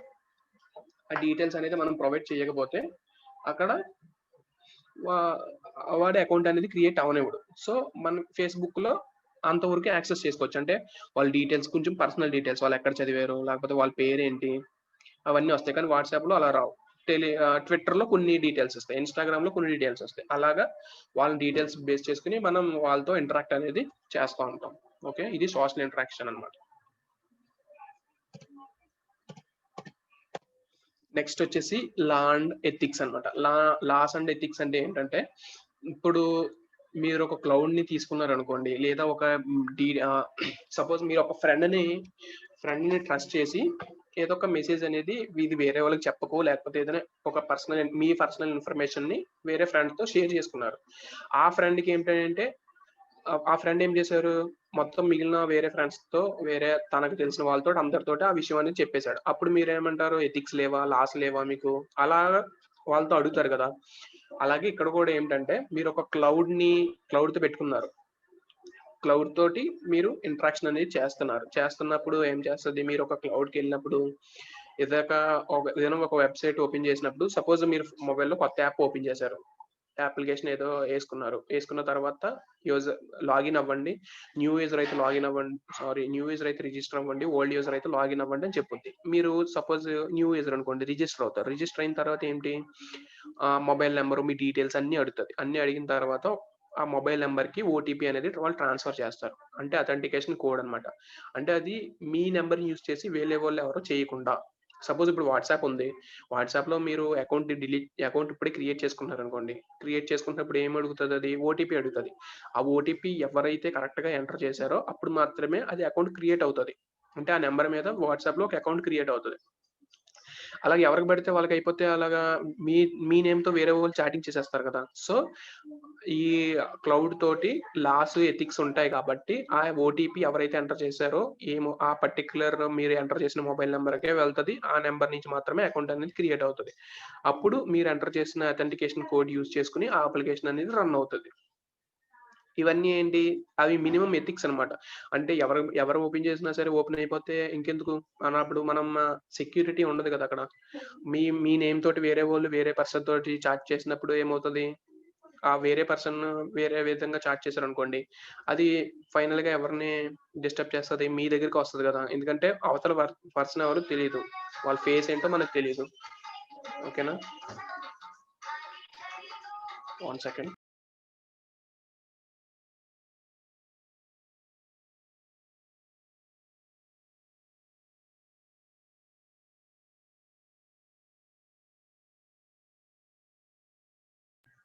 అలాగే సోషల్ ఇంజినీరింగ్ అవన్నీ ఉన్నాయన్నమాట. ఇక్కడేంటంటే మీకు ఫ్రాడ్స్ జరగకుండా మీ డేటా అనేది ఏమీ థెఫ్ట్ అవ్వకుండా ఓకేనా? నెక్స్ట్ అలాగా ఇప్పుడు బ్యాంక్స్ ఉన్నాయి. బ్యాంక్స్‌లో గూడా ఏం చేస్తాయి, ఇప్పుడు సపోజ్ మీరు జాబ్ నోటిఫికేషన్స్ చూసారు. సపోజ్ గవర్నమెంట్ జాబ్స్ నోటిఫికేషన్ ఏదో ఒకటి చూసారు. జాబ్ నోటిఫికేషన్ చూసినప్పుడు దాంట్లో మీ ఎలిజిబిలిటీ క్రైటీరియా అవన్నీ చూస్తాయి. అవన్నీ చూసిన తర్వాత మీరు అందులో రిజిస్టర్ అవ్వండి అని ఒక చెప్పుద్దనమాట. అంటే మీకు అందులో ఒక అకౌంట్ క్రియేట్ అవుతది. అకౌంట్ క్రియేట్ అయిన తర్వాత మీరు ఆ జాబ్‌కి అప్లై చేయాలంటే అందులో ఒక అకౌంట్ క్రియేట్ చేసుకోవాలి. అకౌంట్ క్రియేట్ చేసుకున్నప్పుడు వెరిఫికేషన్ మెయిల్ అనేది మీ మెయిల్‌కెళ్తది. మీ మెయిల్‌కెళ్తది. కొన్ని కొన్ని చోట్ల ఏమవుతదంటే మీ మొబైల్‌కి ఓటీపీ వస్తది. మీ ఈమెయిల్‌కి కూడా ఓటీపీ వస్తది. ఆ 2 ఓటీపీలను అందులో ఎంటర్ చేసినప్పుడు మాత్రమే మిమ్మల్ని నెక్స్ట్ స్టెప్‌కి తీసుకెళ్తది. ఎందుకు అవంతా అంతెందుకు చేయాలి? అది మీ పర్టిక్యులర్ పర్సన్ మీరా? కాదా? అని కూడా చెక్ చేసుకోవడానికి. ఓన్లీ మనీ ట్రాన్సాక్షన్స్ అనే కాదు. ఈ నార్మల్ వేరే ఏ ఏమి బేస్ చేసుకున్నా అయినా సరే మనం ఎప్పుడు ఆహ్, వెరిఫికేషన్ అనేది జరుగుతది. అంటే అదంతా లా అండ్ ఎథిక్స్ కింద వస్తదనమాట. ఓకేనా? Next globalisation. గ్లోబలైజేషన్ అంటే ఏంటంటే countries all over the world to be connected through internet. Olden డేస్‌లో ఏమయ్యేది? డేటా అనేదంతా వైర్ ద్వారా ట్రాన్స్‌ఫర్ అయ్యేది. మన ఇంట్లో ల్యాండ్ లైన్స్ ఉండేవి. ఆ ల్యాండ్ లైన్స్ ఎలాగా? వైర్ ద్వారానే మనకి సబ్‌స్టేషన్స్ ఉంటాయి. సబ్‌స్టేషన్స్ నుంచి పోల్ మీద ఒక ఒక రూటర్ ఏదో ఒకటి పెడతారు. ఆ రూటర్ నుంచి మనకి ల్యాండ్ లైన్‌కి కనెక్ట్ చేస్తారు. ల్యాండ్ లైన్‌కి కనెక్ట్ చేసుకుంటారు. త్రూ వైర్ ద్వారా. కానీ ఇప్పుడు న్యూగా మనకెలాగొచ్చినియి, మన మొబైల్స్ వచ్చేసినియి. మన మొబైల్స్‌ని ఎక్కడి నుంచి ఎక్కడికైనా సరే క్యారీ చేసేయొచ్చు. మన మొబైల్ చేస్తుంటే మనకి ఆ సబ్‌స్టేషన్‌కి ఏమన్నా వైర్ కనెక్షన్స్ ఉన్నాయా? లేవు. త్రూ వైఫై ద్వారానే డేటా అనేది ట్రాన్స్‌ఫర్ అవుతది గదా! వైర్‌లెస్ కనెక్షన్స్ ద్వారా డేటా అనేది ట్రాన్స్‌ఫర్ అయ్యి మీరు వేరే కంట్రీలో ఉన్న వాళ్ళకి కూడా ఫోన్ చేయగలుగుతున్నారు. కానీ ఇదివరకు వేరే కంట్రీలో ఉన్న వాళ్ళకి ఫోన్ చేయాలంటే ట్రంక్ కాల్ సంథింగ్ ఏదో ఉండేది. దాని ద్వారా మాత్రమే వాళ్ళతో యాక్సెస్ అయ్యేవాళ్ళు. కానీ ఇప్పుడు వైర్‌లెస్ కనెక్షన్స్ వచ్చినియన్నమాట. గ్లోబలైజేషన్ అని మీన్స్ ఏంటంటే కనెక్టింగ్ ఈచ్ అదర్. అంటే మనం వేరే కంట్రీస్‌తో కూడా కనెక్ట్ అయ్యడానికి. ఫస్ట్‌లో మనకి ఇంటర్నెట్ కనెక్ట్ చేస్తున్నప్పుడు ఒక రూమ్ నుంచి ఒక రూమ్‌కి డేటాని పంపించడానికే చాలా టైం తీసుకునేది. అట్ ద సేమ్ టైమ్ ఆ టైంలో కూడా మనకి ఫుల్ డేటా అనేది కూడా ఆహ్, లా సెండ్ చేయలేకపోయేవాళ్ళం. ఫస్ట్ ఇంటర్నెట్ కనెక్ట్ చేసినప్పుడు త్రూ నెట్వర్క్ ద్వారా లాగిన్ అనే ఒక వర్డ్‌ని ట్రాన్స్‌ఫర్ మెసేజ్ ద్వారా పంపించారు. కానీ పక్క రూమ్‌లో ఉన్న ఆ సిస్టమ్‌కి పంపించడానికే లాగిన్ అని మెసేజ్ పంపితే అందులో జీఐఎన్ అనేది లాస్ అయిపోయి ఓన్లీ ఎల్ఓ మాత్రమే వాళ్ళు తీసుకున్నారు. అంటే వాళ్ళు ఎల్ఓ అనే 2 లెటర్సే అక్కడికి ట్రాన్స్‌ఫర్ అయ్యాయి. కానీ ఇప్పుడు మనం పంపిస్తుంటే ఫ్రాక్షన్ ఆఫ్ సెకండ్స్‌లో మన డేటా అనేది ఎళ్ళిపోతుంది కదా! సో, ఇదంతా ఎలాగా టెక్నాలజీ అనేది డెవలప్ అవుతూ వస్తుంది. ఆ డెవలప్ అవ్వడం వల్ల ఫస్ట్‌లో వైర్ ద్వారా మనం చేసుకునే ట్రాన్స్‌మిషన్ అంతా ఇప్పుడు వైర్‌లెస్ కింద వచ్చింది. సో, ఇది గ్లోబలైజేషన్. ఓకే. Thank you. ఇదే మొత్తం ఫిఫ్త్ మాడ్యూల్. ఈ ఫిఫ్త్ మాడ్యూల్‌కి సంబంధించి ఏమన్నా డౌట్స్ ఉన్నాయా మీకు? అడగండి.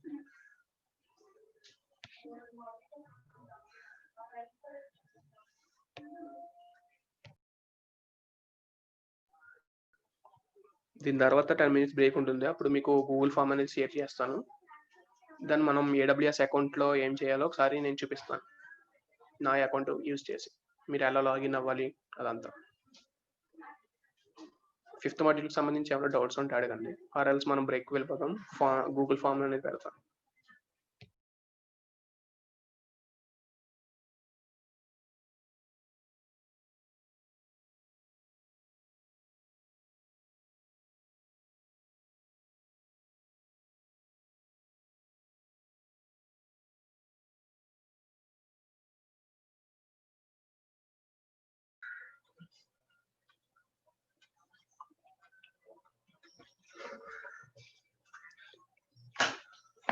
ఓకేనా? మీ అందరికీ డొమైన్స్ నేమ్స్ ఎలా ఉంటాయంటే, మీ జీమెయిల్ ఐడి ఉన్నది కదా, సేమ్ అదే జీమెయిల్ ఐడి లాగా ఉంటుంది అది కూడా.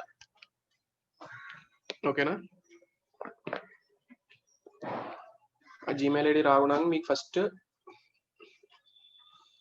AWS ఎడ్యుకేట్ లోకి వెళ్తారు.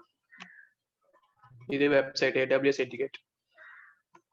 ఇది ఒకసారి చూడండి, రేపు పొద్దున్న మీకు డొమైన్స్ ఇచ్చిన తర్వాత కొంచెం ఈజీ అవుతుంది, అందుకు చెప్తున్నాను. స్టెప్ బై స్టెప్ చూడండి. నెక్స్ట్ AWS ఎడ్యుకేట్, ఎవరిది వాళ్ళే చేసుకోవాలి, ఎందుకంటే ఇది పర్సనల్ డీటెయిల్స్ అడుగుతుంది. సో నేను చేయాలంటే కొంచెం కష్టం అవుతుంది కదా. సో ఇది మొబైల్లో కూడా అవుతుంది, ప్రాబ్లం ఏం కాదు. సో మీరు ఇప్పుడు విన్నారంటే రేపు పొద్దున్న నేను బ్యాక్గ్రౌండ్ లో చెప్తున్నా సరే మీరు మొబైల్లో కానీ సిస్టంలో కానీ చేసేసుకోవచ్చు. ఇది మెయిన్ AWS వెబ్సైట్ అన్నమాట. ఓకే, మీరు న్యూ మెంబర్ కాబట్టి జాయిన్ AWS ఎడ్యుకేట్ కొడతారు. వెళ్ళిన తర్వాత స్టూడెంట్ లోకి వెళ్తారు.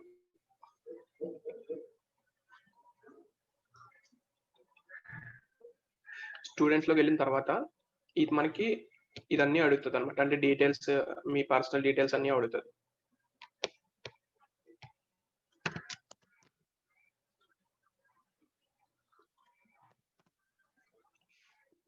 ఇక్కడ మీరు ఏం చేస్తారంటే Andhra Pradesh state skill development corporation అని ఇవ్వాలి, ఎవరైనా సరే. ఓకే, ఇచ్చిన తర్వాత ఇక్కడ ఈమెయిల్ ఐడిలో మీకు డొమైన్ నేమ్స్ వస్తాయి కదా. డొమైన్స్ నేమ్ అంటే ఏం లేదు, ఒక ఈమెయిల్ ఐడి, ఒక మెయిల్ ఐడి, ఒక పాస్వర్డ్ ఉంటుంది. మీకు ఏదైతే డొమైన్ నేమ్ వచ్చిందో ఆ డొమైన్ నేమ్ ని ఇక్కడ ఎంటర్ చేయాలి.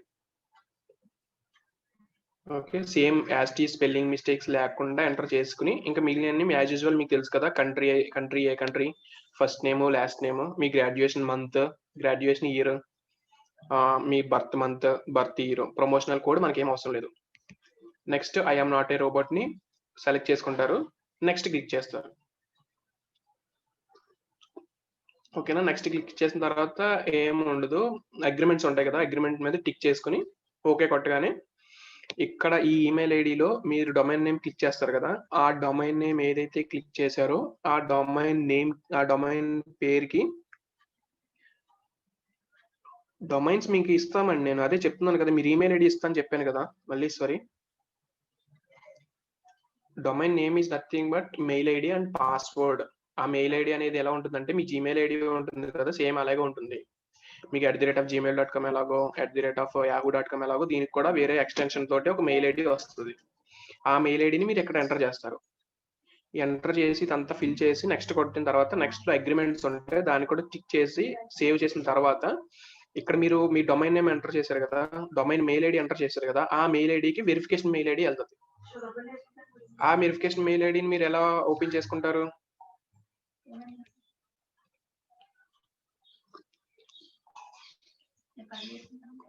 ఓకేనా? డైరెక్ట్ గూగుల్ మీ జీమెయిల్కి వెళ్ళిపోయి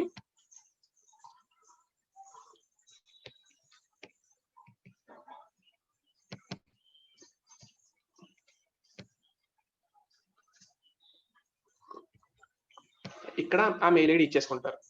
ఓకేనా? మీరు డొమైన్ నేమ్ లో మెయిల్ ఐడి ఉంటుంది కదా, ఆ మెయిల్ ఐడి ఇక్కడ ఇచ్చి మీరు గూగుల్ జీమెయిల్ ఎలా లాగిన్ అవుతారో సేమ్ అదే విధంగా ఇక్కడ లాగిన్ అయిపోతారు. ఓకేనా? ఇక్కడ వరకు అర్థమైంది కదా, ఏమైనా డౌట్ ఉన్నదా?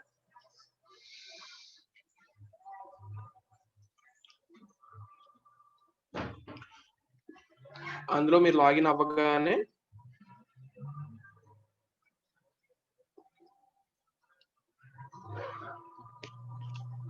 ఓకే, ఒకసారి మళ్ళీ ఫస్ట్ చెప్తాను చూడండి.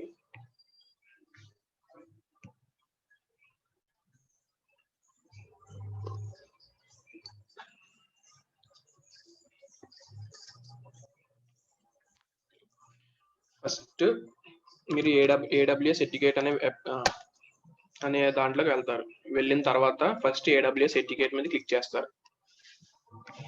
క్లిక్ చేసిన తర్వాత ఈ AWS ఎడ్యుకేట్ లో సైన్ ఎప్పుడు అవుతారు, సైన్ ఇన్ ఎప్పుడు అవుతారు? మీరు న్యూ యూజర్ అయితే జాయిన్ అవుతారు, ఆల్రెడీ యూజర్ అయితే సైన్ ఇన్ అవుతారు. మీరు న్యూ యూజర్ సపోజ్. ఇప్పుడు చూడండి, నేను ఒకసారి మీకు ఆ డొమైన్ నేమ్ ఎలా ఉంటుందో చెప్తాను.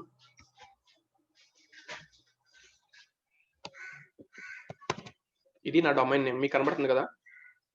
మీ డొమైన్ నేమ్ కూడా ఇలాగే ఉంటుంది. పాస్వర్డ్ మేమే ఇస్తాం.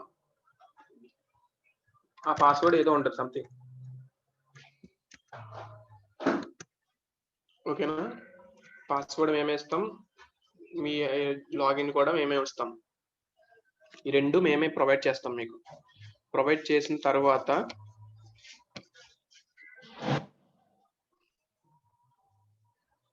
ఆల్రెడీ క్రియేట్ చేసిన వాళ్ళకి ఏం అవసరం లేదు, డైరెక్ట్ సైన్ ఇన్ అయిపోతారు.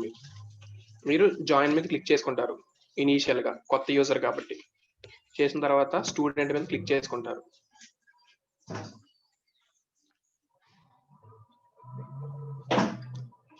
క్లిక్ చేసిన తర్వాత ఇక్కడ స్కూల్ మీదకి వచ్చేసరికి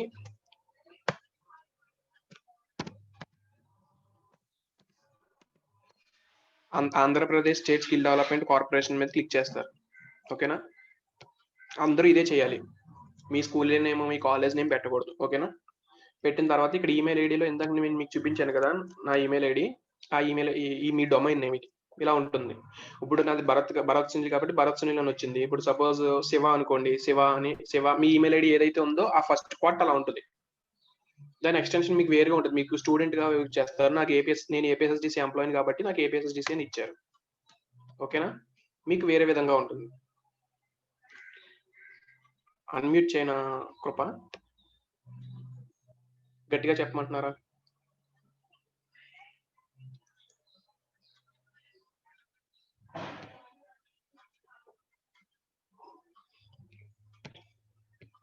ఓకే, ఒకసారి నేను చేస్తాను. మీరు హ్యాండ్ రైజ్ చేస్తారు ఒకసారి.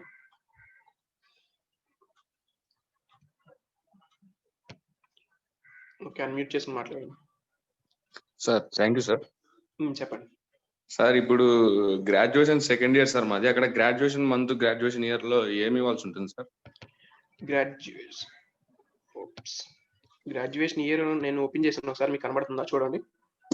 Yes sir, visible sir. అందులో మీరు ఏ అయితే ఇయర్, మీరు గ్రాడ్యుయేషన్ అయ్యే ఇయర్ ఉంది కదా ఇందులో. అవును సార్, పాస్అవుట్ ఇయర్ ఇవ్వాలి సార్. పాస్డ్ అవుట్ ఇయర్ వేయాలి. 23 అనుకోండి, 23 మంత్ మీకు ఎగ్జాక్ట్ గా ఐడియా లేదనుకోండి. సపోజ్ మనం ఎప్పుడు అవుతాం, మే జూన్ లో అవుతాం కాబట్టి ఆ పర్టికులర్ మంత్ వేసేయచ్చు. Okay sir. ఓకే, కంట్రీ కూడా మనం ఇండియా పెడతాం. Okay sir.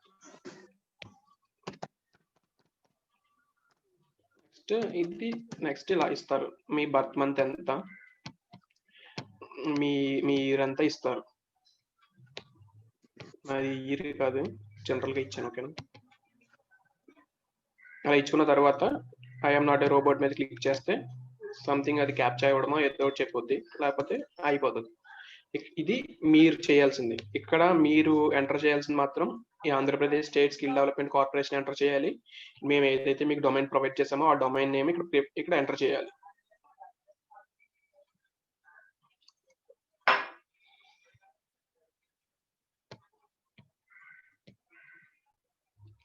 నాకు గ్రాడ్యుయేషన్ ఇంకా అవ్వలేదంటే గ్రాడ్యుయేషన్ చదువుతున్నారా లేక ప్రోమో కోడ్ అనేది ఆప్షనల్ అండి, మనం ఇవ్వాల్సిన అవసరం లేదు. పాస్వర్డ్ మీరు చేంజ్ చేసుకోవచ్చు అండి, ఎందుకంటే ఇప్పుడు అందరికీ తెలిసిపోద్ది కదా, అందరికీ కామన్ పాస్వర్డ్ వస్తుంది. సో మీరు మీ పాస్వర్డ్ చేంజ్ చేసుకోవచ్చు. గ్రాడ్యుయేషన్ ఏం చేస్తున్నారు చందన? డ్రాయింగ్ గ్రాడ్యుయేషన్ అంటే ఇక్కడ మీకు చూపించాను కదా, 2023లో పాస్డ్ అవుటా లేకపోతే ఏంటి, అదంతా మీరు 2025 వరకు పెట్టుకోవచ్చు. మీరు ఇప్పుడు గ్రాడ్యుయేషన్ లో జాయిన్ అయినా సరే 2025 ఉంటుంది కదా. సో మీ పర్టికులర్ ఇయర్ ఏదైతే ఉందో ఆ ఇయర్ మీరు అక్కడ ఎంటర్ చేసుకోవచ్చు, ప్రాబ్లం ఏం లేదు. ఓకే, ఇక్కడ వరకు క్లియర్ కదా? Thank you sir. Me domain login అయ్యి మొత్తం చూపిస్తాను. ఇక్కడ వరకు మీ అందరికి క్లియరే కదా? ఇక నెక్స్ట్ వెళ్ళిన తర్వాత ఏంటంటే ఒక మీ పర్సనల్ డీటెయిల్స్ అడుగుతాయి. సో అదేం పెద్ద ప్రాబ్లం కాదు, ఎందుకంటే నాది ఆల్రెడీ రిజిస్టర్డ్ కాబట్టి నెక్స్ట్ స్టెప్కి వెళ్దు. దీని తర్వాత ఏమవుతుందంటే మీకు ఒక వెరిఫికేషన్ మెయిల్ వెళ్తుంది. ఎక్కడికి? సేమ్ ఇదే ఈమెయిల్ ఐడికి. ఆ ఈమెయిల్ ఐడి మీరు జీమెయిల్ యూజ్ చేసుకుని ఇక్కడ ఎంటర్ చేసి దానికంటూ పాస్వర్డ్, మేము ఏదైతే పాస్వర్డ్ ఇచ్చామో ఆ పాస్వర్డ్ ఇక్కడ ఎంటర్ చేసి లాగిన్ అయిపోతారు. గ్రాడ్యుయేట్ కాని వాళ్ళు డీటెయిల్స్ కంప్లీట్ గా అలా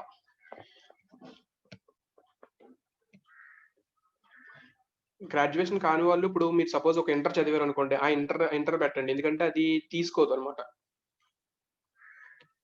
ఓకేనా?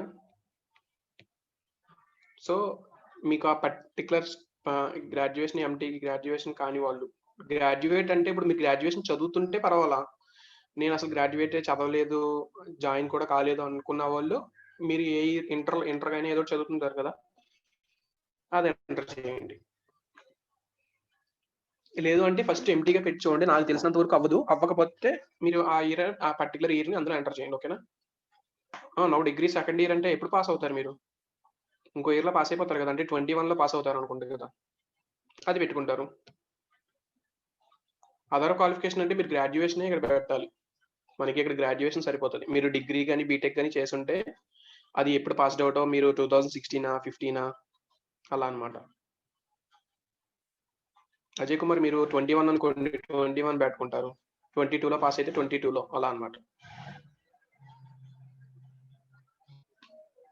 మీరు గ్రాడ్యుయేషన్ ఇప్పుడు చదువుతుంటే ఎప్పుడు పాస్డ్ అవుతారో అది రాయాలి. ఆల్రెడీ పాస్ అయిపోయి ఉంటే 16, 15 ఇవన్నీ ఉంటాయి కదా! దాంట్లో మీరు ఏదైతే ఉందో సెలెక్ట్ చేసుకుంటారు.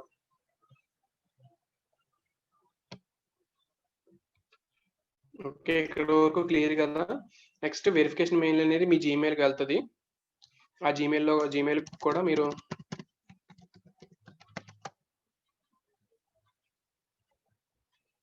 Something verification mail.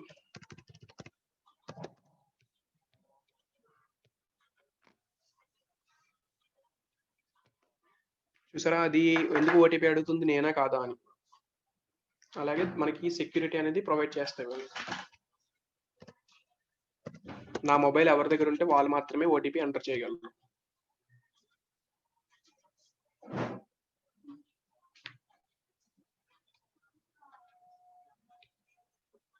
మీరు రికవరీ మెయిల్, ఫోన్ నెంబర్ ఇచ్చుకోండి. ఎందుకంటే అది అకౌంట్ ఎప్పుడు పోకుండా ఉంటుంది.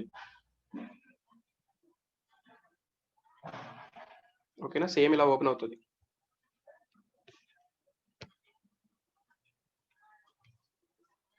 మీకు ఆ జాబ్‌కి మీరు అందులో ఏమైనా జాబ్స్ అప్లై చేసుకున్నారనుకో, ఆ జాబ్‌కి సంబంధించిన డీటెయిల్స్ అన్నీ ఈమెయిల్‌కే వస్తాయి.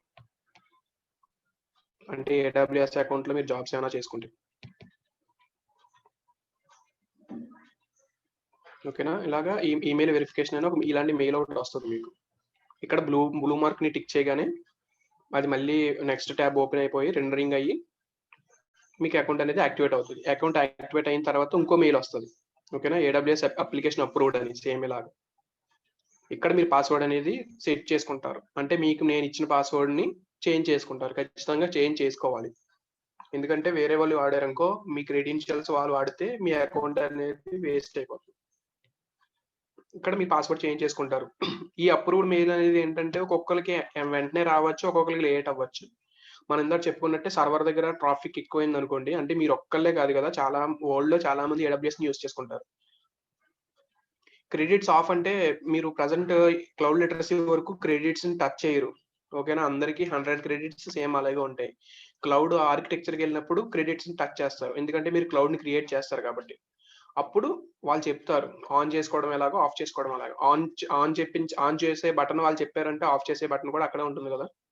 ఓకే. క్లౌడ్ లిటరసీ వరకు మీ క్రెడిట్స్‌కి ఎటువంటి ప్రాబ్లమ్ అయితే ఏమీ ఉండదు. వెరిఫికేషన్ మెయిల్ గురించి మీరు కంగారు పడిపోవద్దు. అప్రూవ్డ్ మెయిల్ గురించి. ఎందుకంటే అందరికి ఒకటే టైంలో రావు.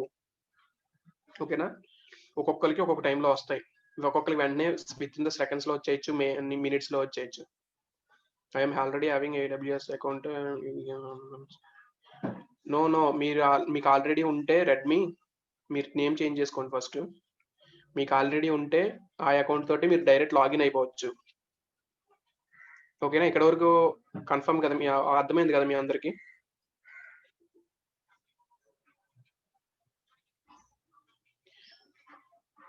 అహా! లేదు. ఎవరికైనా సేమ్ ఎక్స్‌టెన్షన్ ఒకటే వస్తది. మీకేంటంటే ఏపీఎస్ఎస్‌డీసీ నుంచి వస్తున్నాయి కాబట్టి మీకు సెపరేట్‌గా కనబడతాయి అంతే. ఎవరికైనా ఒకేలా కనబడుతది. మీరు అమౌంట్ పే చేసుకొని మీరు అకౌంట్ క్రియేట్ చేసుకున్నా సరే సేమ్ ఎక్స్‌టెన్షన్ వేరేలాగా ఉంటది. మీకు @gmail.com అని ఎందుకుంటుంది? అది జీమెయిల్ వాడిది కాబట్టి. యాహూ వాడికి ఎలా ఉంటుందో అలాగా. అలాగే ఏడబ్ల్యూఎస్ వాడికి కూడా వాడి ఎక్స్‌టెన్షన్ వాడుకుంటుంది. ఎక్స్‌టెన్షన్ ఈస్ నథింగ్ బట్ @ తర్వాత ఉండేదన్నమాట. ఇక్కడ వరకు అర్థమైంది కదా. ఈ అప్రూవ్డ్ మెయిల్ అనేది వెంటనే రాకపోతే కంగారు పడద్దు. ఒక్కొక్కరికి ఒక్కొక్క టైంలో వస్తుంది. ఒక్కొక్కరికి 1 అవర్ పట్టొచ్చు, 5 మినిట్స్ పట్టొచ్చు, 1 సెకండ్ పట్టొచ్చు. మనం చెప్పలేమన్నమాట ట్రాఫిక్ బేస్ చేసుకుని. మీకు ఫస్ట్ మెయిల్ వచ్చిందంటే కంపల్సరీ సెకండ్ మెయిల్ అనేది వస్తుంది కదా. ఓకే, ఇక్కడ వరకు అర్థమైంది కదా. నెక్స్ట్, నాకు ఆల్రెడీ అకౌంట్ ఉన్నది కాబట్టి మీరు అలా అప్రూవ్ చేయగానే ఇక్కడ నెక్స్ట్ అప్రూవ్ చేసేసారు కదా. అప్రూవ్ చేయగానే పాస్వర్డ్ అనేది చేంజ్ చేసుకుంటారు. ఇక్కడ క్లిక్ హియర్ మీద క్లిక్ చేయగానే పాస్వర్డ్ అనేది చేంజ్ చేసుకుంటారు. చేంజ్ చేసుకుని నెక్స్ట్ AWS ఎడ్యుకేట్లోకి వచ్చిన తర్వాత సైన్ ఇన్ అవుతారు.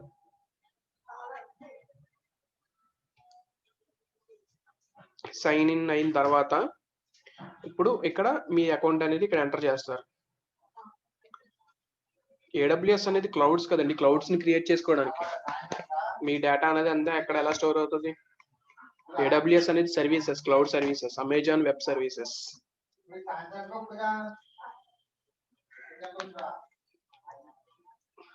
అంటే ఇప్పుడు నేను ఇందాక వరకు చెప్పింది అదే, ఇప్పుడు వరకు చెప్తుంది కూడా అదే. ఏదైనా డేటాని క్లౌడ్ లో సేవ్ చేసుకుంటారు మీరు. క్లౌడ్ లో సేవ్ చేసుకున్నప్పుడు ఆ డేటా అంతా ఏమవుతుంది? క్లౌడ్ లో సేవ్ అయింది. మీకు తెలుసా ఆ క్లౌడ్ ఎక్కడ ఉన్నదని? మీకు తెలీదు, నాకు తెలీదు. కానీ ఈ AWS అమెజాన్ వెబ్ సర్వీసెస్ అనేది ఏంటంటే ఆ క్లౌడ్స్ కి సర్వీసెస్ అనేది ప్రొవైడ్ చేస్తుంది. అంటే మీరు ఇప్పుడు AWS లో మీకు జాబ్ వచ్చింది అనుకోండి, అక్కడ మీరు ఆ క్లౌడ్ ని ఫార్వర్డ్ మెయింటైన్ చేస్తారు. ఆ మెయింటైన్ చేయాలంటే మీకు ఈ క్లౌడ్ లిటరసీ అంటే ఏంటో తెలియాలి, క్లౌడ్ ఆర్కిటెక్చర్ అంటే ఏంటో తెలియాలి, క్లౌడ్ కంప్యూటింగ్ అంటే ఏంటో తెలియాలి. ఓకేనా? మీకు ఒకసారి జాబ్ రోల్స్ ఏముంటాయి కూడా మీకు ఇందులో చూపిస్తాను.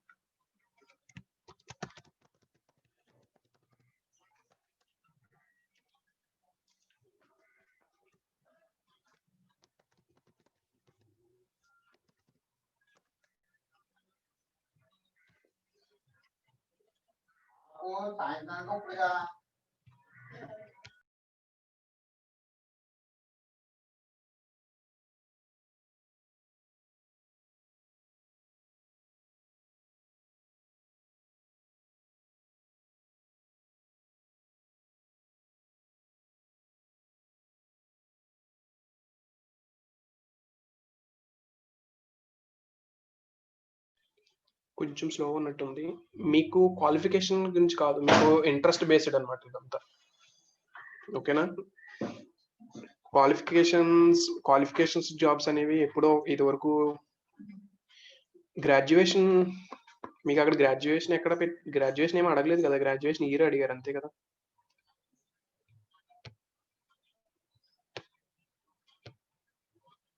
కొంచెం స్లో ఉన్నట్టుంది. 2025 పెట్టండి.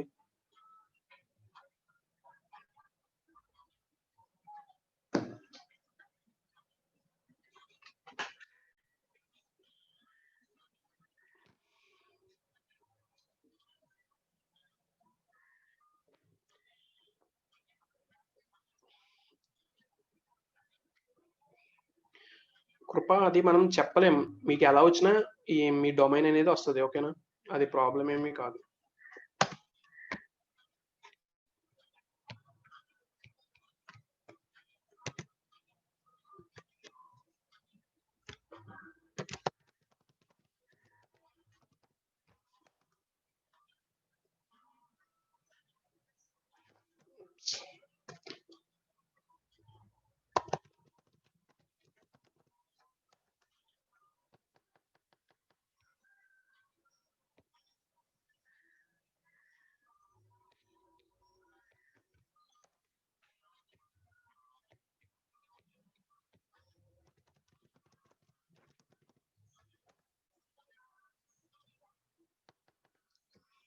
ఇప్పుడు లాగిన్ అయ్యాను, అందుకే గుర్తు రావట్లేదు పాస్వర్డ్.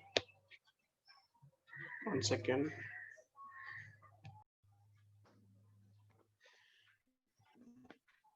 లేదు, మీరు డొమైన్ నేమ్ లో ఈ రిజిస్ట్రేషన్స్ అన్ని మనకి పెద్ద ప్రాబ్లం ఏం కాదు. ఓకేనా? దాని గురించి మనం ప్రజెంట్ ఏమీ కంగారు పడాల్సిన లేదు. ఓకేనా? మీకు AWS అకౌంట్ క్రియేట్ అయిన తర్వాత ఉంటుంది. ఓకే, మీకు ఎన్ని డేస్ కంటిన్యూస్ గా లాగిన్ అయ్యారని ఉంటుంది. పాత్వేస్ ఉంటాయి, పాత్వేస్ ఎన్ని కంప్లీట్ చేశారని ఉంటుంది. ఇక్కడ బ్యాడ్జెస్ 600 ఉంటుంది కదా, మీ అందరికి ఇనిషియల్ గా 0s ఉంటాయి. ఇవన్నీ ఇక్కడ చూసారా డిజిటల్ సర్టిఫికేట్ ఎర్నడ్, అలాగే డిజిటల్ సర్టిఫికేట్ ఎర్నడ్ అని వచ్చినాయి కదా. ఇది క్లౌడ్ కంప్యూటింగ్ 101. మీ అందరికీ స్క్రీన్ కనబడుతుంది కదా.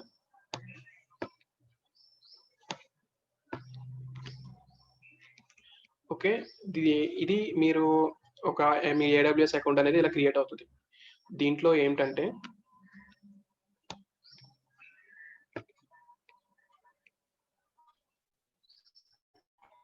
ఇనిషియల్ గా మనకి దీని మీద జాబ్స్ ఏమి ఉంటాయో చూద్దాం.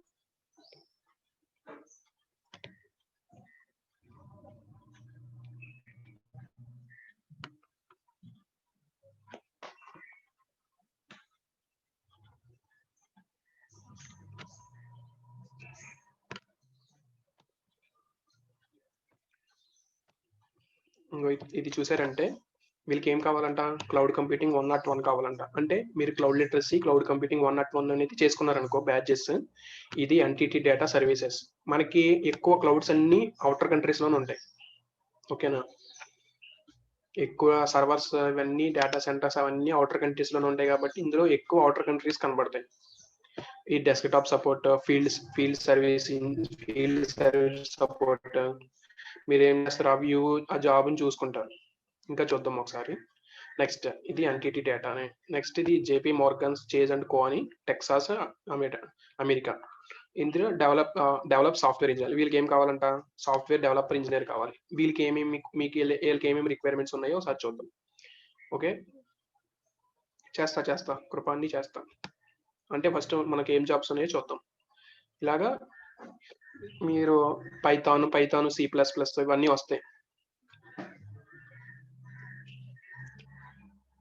ఓకేనా, డేటా రిపోజిటరీ స్పెషలిస్ట్ అని ఇలాంటి డిఫరెంట్ జాబ్ రోల్స్ ఉంటాయి. మీరు దీంట్లో అప్లై చేయాలని అంటే ఇనీషియల్ గా మీరు బ్యాడ్జ్ అనేది ఎర్న్ చేసి ఉండాలి. ఎర్న్ చేయకుండా మీరు అప్లై జాబ్ మీద క్లిక్ అవ్వదు. ఓకేనా, ఇదేమో .NET డెవలపర్. ఇలాగా డిఫరెంట్ అకౌంట్స్ ఉన్నాయి, డిఫరెంట్ జాబ్ రోల్స్ ఉన్నాయి. ఇందులో ఫస్ట్ మనం ఇది చూద్దాం. ఎంటిటీ డేటా సర్వీసెస్ అమెరికా ఉంది, United states. Okay, desktop support engineers కావాలి వాళ్ళకి. క్లౌడ్ కంప్యూటింగ్ చేసి ఉండాలి. కెరీర్ అప్లికేబుల్, ఎవరికైతే అప్లికేబుల్ అవుతుందో వాళ్ళకి. అప్లికేబుల్ ఎవరికి అవుతుంది, క్లౌడ్ కంప్యూటింగ్ 101 మాడ్యూల్ చేసిన వాళ్ళకి. అంటే మీరు క్లౌడ్ లిటరసీ కూడా చేయాలి దీనికి, అప్పుడు మాత్రమే ఎలిజిబుల్ అవుతారు. సో ఒకసారి ఓపెన్ చేద్దాం.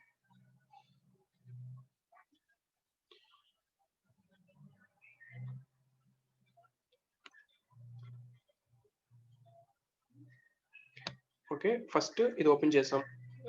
అది చూసుకున్న తర్వాత సమ్ డిస్క్రిప్షన్ అబౌట్ కంపెనీ ఉంటుంది. వాళ్ళు ఏమేమి దేని గురించి వస్తున్నారు. we currently seeking a desktop support or field support to join team in St. Paul, some America అని వాళ్ళు చెప్తున్నారు వాళ్ళ details. Next 1 year plus experience ఉండాలి. అంటే ఆ ఫీల్డ్ లో మీకు ఏమన్నా వేరే చోట ఎక్స్పీరియన్స్ ఉంటే ఖచ్చితంగా ఎక్స్పీరియన్స్ కావాలి అని అంటున్నారు. Must have. స్కిల్స్ ఏం కావాలంట, ప్రూవెన్ కస్టమర్ సర్వీసెస్ బ్యాక్గ్రౌండ్. మీకు ఈ 1 year ఎక్స్పీరియన్స్ అనేది వస్తే ఆటోమేటిక్ గా మీకు ఇంగ్లీష్ మాట్లాడగలగాలి, ఎందుకంటే వేరే కంట్రీస్ కాబట్టి. ఈ బేసిక్ కస్టమర్ ఇంటరాక్షన్ స్కిల్స్ ఇవన్నీ మీకు బేసిక్గా ఏంటంటే కమ్యూనికేషన్ స్కిల్స్ వస్తే సరిపోతుంది. జ్ఞానేశ్వర్ ఫస్ట్ నేను చెప్పేది అంతా వినండి అందరూ కూడా. తర్వాత నేను డౌట్స్ అన్నప్పుడు అందరూ అడుగురు కానీ నేను చెప్తాను, అందరు డౌట్స్ క్లియర్ చేస్తాను. ఓకేనా. Next about entity data services దాని గురించి చెప్తున్నారు. మీ దగ్గర ఇటువంటి వాళ్ళ జాబ్ రోల్కి సంబంధించినవి అన్ని ఉన్నాయి అని మీరు అనుకున్నారు అనుకో, నెక్స్ట్ జాబ్ అనేది అప్లై చేస్తారు. ఓకేనా. లేదనుకోండి, నాకు 1 year ఎక్స్పీరియన్స్ లేదు, నేను ఫ్రెషర్ని కదా అని మీరు అనుకున్నారు అనుకో, ఇంకా చూసుకుంటారు. సపోజ్ మీరు క్లౌడ్ లిటరసీ కదా,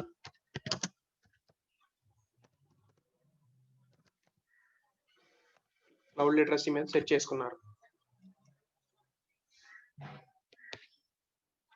సెట్ చేసుకున్నప్పుడు కింద మీకు వచ్చినాయి. ఇది చూసారండి, ఇది ఇండియాలో ఉన్నది. ఇది క్లౌడ్ కంప్యూటింగ్ 101 క్లౌడ్ లిటరసీ రెండు సేమ్ అన్నమాట. ఓకే, నెక్స్ట్ ఇదేమో cloud data engineer Accenture United Kingdom. మనకి ఎసెంచర్ కంపెనీ తెలుసు కదా, అది MNC కంపెనీ. యూకే వాళ్ళకి కావాలంట. ఇంకా వాళ్ళ శాలరీ కూడా ఇక్కడ ప్రొవైడ్ చేశారు. వాళ్ళకి ఏమేమి రిక్వైర్మెంట్స్ ఉన్నాయో ఒకసారి వ్యూ జాబ్లోకి వెళ్ళి చూద్దాం. మీరు ఇక్కడ అప్లై జాబ్ క్లిక్ చేయగలరు ఎప్పుడు మీకు బ్యాడ్జెస్ ఎర్న్ చేసినప్పుడు మాత్రమే. బ్యాడ్జెస్ ఎర్న్ చేశారంటే మీకు డిజిటల్ సర్టిఫికేట్ అనేది వస్తుంది. ఓకే, లొకేషన్ లండన్, శాలరీ వచ్చేసి 45,000 to $55,000 అని ఉంది. జాబ్ రోల్ ఏంటంటే సీనియర్ అనాలిసిస్ట్ కన్సల్టెంట్. ఓకే, వాళ్ళు డిస్క్రిప్షన్ ఇచ్చారు. ఓకే, నెక్స్ట్ వాళ్ళకి క్వాలిఫికేషన్ ఇచ్చారు. Experience in 1 or more major క్లౌడ్స్లో, ఏదైనా క్లౌడ్స్లో మీకు ఒక ఎక్స్పీరియన్స్ ఉండాలి. మనకి AWS, CGP, Azure అని ప్లాట్ఫామ్స్ ఉన్నాయి. మీరు AWS నేర్చుకున్నారు కాబట్టి ఫస్ట్ది మనకి వెళ్ళినట్టు కింద లెక్క. Next experience in the spark, ఏదైనా పైథాన్ కానీ జావా కానీ, చెప్పాను కదా మీకు ఒక లాంగ్వేజ్ వచ్చి ఉంటే బెనిఫిట్ అవుతుంది అనమాట. పైథాన్ కానీ జావా కానీ వచ్చి ఉండాలి. అలాగే experience working in client facing consulting environment, అలాగా ఆల్ కంపల్సరీగా వాళ్ళ ఎన్విరాన్మెంట్లో మీరు వర్క్ చేయగలిగి ఉండాలి. అలాగా రైటింగ్ స్కిల్స్ ఉండాలి, మీకు ఓరల్ స్కిల్స్ ఉండాలి, కొంచెం మాట్లాడగలగాలి, కమ్యూనికేషన్ స్కిల్స్ ఉండాలి అని ఉన్నాయి. ఇవన్నీ మీరు AWS కింద కంప్లీట్ చేస్తే వాళ్ళు చూస్తున్న క్వాలిఫికేషన్కి మీరు ఎలిజిబుల్ కింద లెక్క అనమాట. Okay, about Accenture closing date వచ్చేసి 31/12, అంటే December 31కి క్లోజ్ అవుతుంది. మీరు ఓకే నాకు ఈ వాళ్ళకి సంబంధించిన అన్నీ ఉన్నాయంటే మీరు అప్లై చేసుకుంటారు. ఓకేనా, నేను అప్లై మీద క్లిక్ చేశాను, చూద్దాం తీసుకుంటుందో లేదో. నాకైతే బ్యాడ్జెస్ ఉన్నాయి కాబట్టి తీసుకుంటుందని నేను అనుకుంటున్నాను. అక్కడికి వెళ్ళిన తర్వాత వాళ్ళ కంపెనీ రిలేటెడ్ కంపెనీకి వెళ్ళింది. అక్కడికి వెళ్ళాక అప్లై నౌ.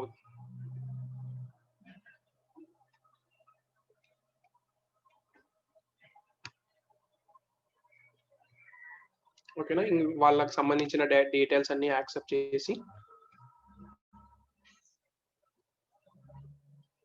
వాళ్ళ కంపెనీ అకౌంట్లో మీరు లాగిన్ అవ్వాలి. అంటే ఒక్కొక్క కంపెనీ ఒక్కొక్క ప్యాటర్నే ఫాలో అవుతుందని లేదు. కొన్నిసార్లు మీరు నౌకరీలో చూసుంటారు, అప్లై నవ్వు కొట్టగానే కొన్ని మాత్రమే వాళ్ళ వెబ్సైట్కి తీసుకెళ్తాయి, కొన్ని మాత్రం అక్కడ అప్లై నవ్వు అని అయిపోతాయి కదా. సేమ్ ఇక్కడ కూడా అంతే, మీకు అందులో అకౌంట్ లేదు కాబట్టి క్రియేట్ అకౌంట్ చేసుకుని లాగిన్ అవుతారు. ఓకేనా, ఇక్కడ వరకు క్లియరే కదా? ఎవరికైనా డౌట్లు ఉన్నాయో అడగండి. జ్ఞానేశ్వర్ మనకి AWS అకౌంట్స్ వచ్చేసినాయి, అదే చెప్పాను కదా ఇందాక, సార్ లీవ్లో ఉన్నా సరే మనకి చేసి ఇచ్చారు. సో నేను దాన్ని ఏ విధంగా మీకు ట్రాన్స్ఫర్ చేయాలనేది నేను చూస్తాను. ఓకే, ఇదైతే నెక్స్ట్ దాంట్లోకి వెళ్దాం. ఇక్కడ వరకు అర్థమైంది కదా? ఏమైనా డౌట్స్ ఉన్నాయో ఒకసారి చెప్పండి.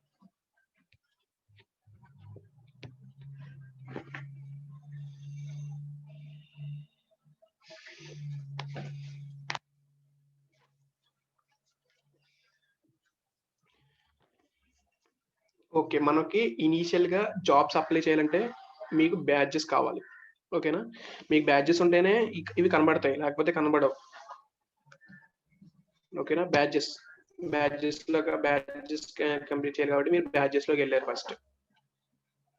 ఓకే, మనకి ఇందులో ఏమేమి AWS ప్రొవైడ్ చేసే బ్యాడ్జెస్ ఏమున్నాయంటే ఇక్కడ చాలా ఉంటాయి చూడండి. క్లౌడ్ లిటరసీ ఇనీషియల్ గా, next AWS startup badge, deep lens badge, AWS deep racer, సెమేరియన్, RoboMaker, Alexa, RoboMaker course 0, IoT badge, gaming badge, మనకి చాలా బ్యాడ్జెస్ ఉన్నాయి కదా.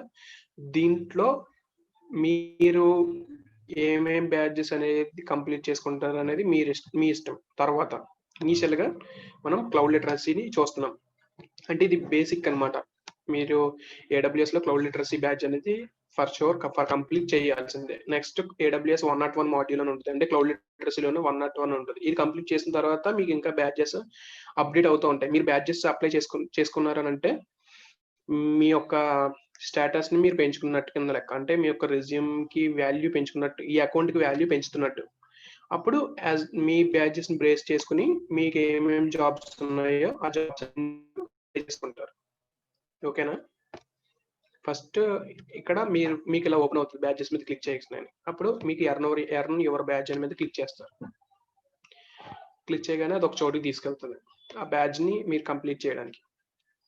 కంప్లీట్ చేసిన తర్వాత ఇక్కడ చూసారంటే హోమ్, మాడ్యూల్స్ అని 2 ఉన్నాయి. మీరు మాడ్యూల్స్ కంప్లీట్ చేయాలి ఈ బ్యాడ్జ్ ఎర్న్ చేయాలంటే. మాడ్యూల్స్ మీద క్లిక్ చేశారు. జస్ట్ చూడండి, రేపొద్దున మీరు మీ ఓన్గా చేద్దరు కానీ డౌట్స్ వస్తే అడిగిద్దరు కానీ, ఓకేనా, ప్రాబ్లం ఏం కాదు. ఇక్కడ మనం 5 మాడ్యూల్స్ చూసాం కదా, ఆ 5 మాడ్యూల్స్ ఇక్కడ ఉన్నాయి కదా, ఉన్నాయా? Computer basics, cyber security, data analysis, variable and programmings, impacts of computer, ఈ 5 మాడ్యూల్స్ మనం చూసాం.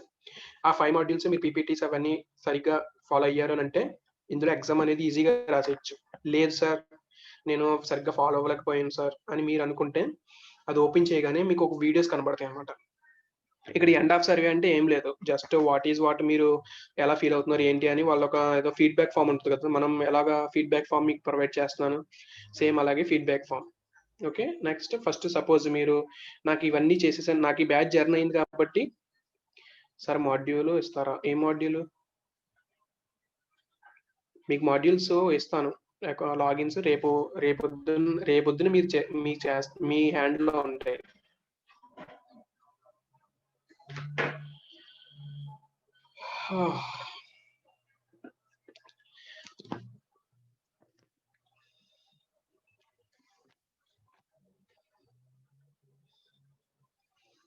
Already I have AWS free tier account with the same mail ID. I cannot get AWS etiquette account with the same mail ID.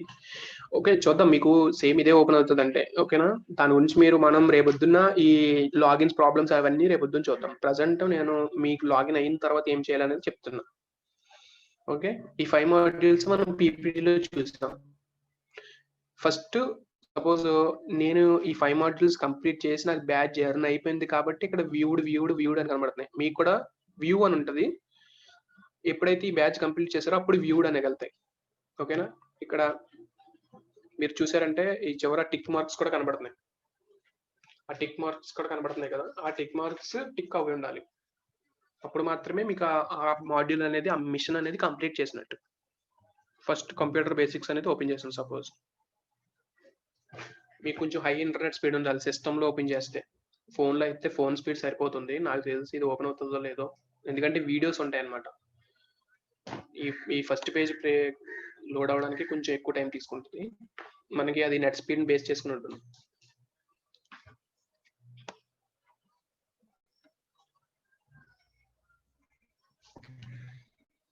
ఓకేనా, next అది play చేస్తారు మీరు. ఇదంతా video రూపంలోనే ఉంటుంది అన్నమాట, మీకు సెపరేట్ గా ఓపెన్ అవుతుంది, అంతా ఇందులోనే ఓపెన్ అవుతుంది. అంటే హైపర్ లింక్స్ తెలుసు కదా మీకు. హైపర్ లింక్స్ అంటే ఈ సిస్టమ్ మీద డిస్ప్లే మీద కనబడతాయి, అవి ఓపెన్ అవుతాయి. సో వినపడుతుందా మ్యూజిక్?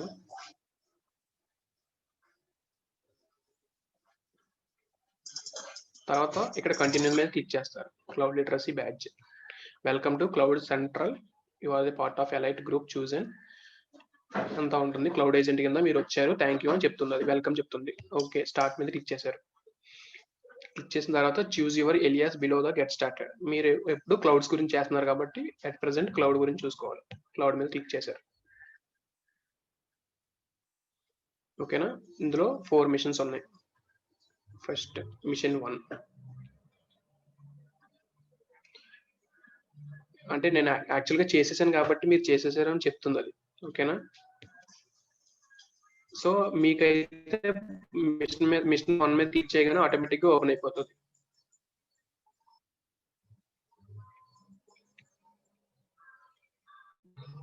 ఓకేనా, మీకు అర్థమవుతుంది కదా, నేను కంప్లీట్ చేసేసాను, నాకు బ్యాచ్ జర్న్ అయిపోయింది, సో నాకు ఓపెన్ అవ్వవు.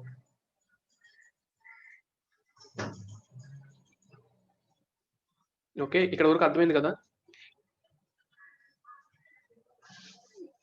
ఇప్పుడు అడగండి ఏమైనా డౌట్స్ ఉంటాయి. బ్యాడ్జెస్ ఎర్న్ చేస్తారు ఈ 1 ప్లేస్ లో, సారీ మీకు 0 ప్లేస్ లో 1 వస్తే బ్యాడ్జ్ ఎర్న్ అయినట్టు. ఆ బ్యాడ్జ్ కూడా మీకు ఇందాక చెప్పాను కదా, ఈ అకౌంట్ అనేది అప్పటికప్పుడు చూపించదు, అప్రూవ్డ్ మెయిల్ అనేది అప్పటికప్పుడు చూపించదు కదా, సేమ్ అలాగే ఇక్కడ కూడా బ్యాడ్జ్ ఎర్న్ అనేది ఇప్పుడు సపోజ్ మీరు ఈ రోజు 5 మాడ్యూల్స్ కంప్లీట్ చేస్తే ఆ ఈవినింగ్ కో తర్వాత నెక్స్ట్ డే కో చూపిస్తుంది. సో దాని గురించి కూడా సార్ నేను అన్ని చేసాను బ్యాడ్జ్ చూపించలేదు మాత్రం కంగారు పడద్దు. ఓకే, ప్రాబ్లం ఏం లేదు, వన్ డే గ్యాప్ లో మీకు అదే ఎర్న్ అవుతుంది. ఆ బ్యాడ్జ్ ఎర్న్ అయిన తర్వాత మీకు ఆ పర్టికులర్ గా సంబంధించిన జాబ్ అనేది సెట్ చేసుకోవచ్చు.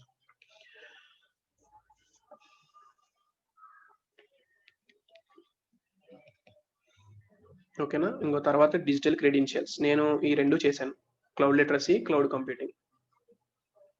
అలాగా మీకు ఏమేమి ఉంటుందో మీ ప్రొఫైల్ అంతా ఇలా కనబడుతుంది. తర్వాత మీ ప్రొఫైల్‌లో ఇక్కడ అప్డేట్ అయిపోతది. ఓకే. మీకు కావాలితే రెజ్యూమ్ కూడా ఇక్కడ అప్లోడ్ చేసుకోవచ్చు.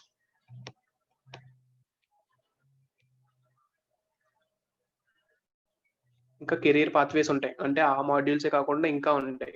ఇంకా క్లౌడ్ చూసారంటే cloud computing 101, application developer, cloud support associate, cloud support engineer, ఇవన్నీ మీరు cyber security specialist, data scientist, developer engineer, ఇవన్నీ మీరు కంప్లీట్ చేసుకున్నారంటే ప్రతి జాబ్‌కి మీరు ఎలిజిబుల్ అన్నమాట. ఏడబ్ల్యూఎస్ ప్రొవైడ్ చేసే జాబ్స్ అన్నీ మీకు ట్రస్టెడ్ సోర్సెస్ నుంచే జాబ్స్ అనేవి ప్రొవైడ్ చేస్తాయి. ఓకే.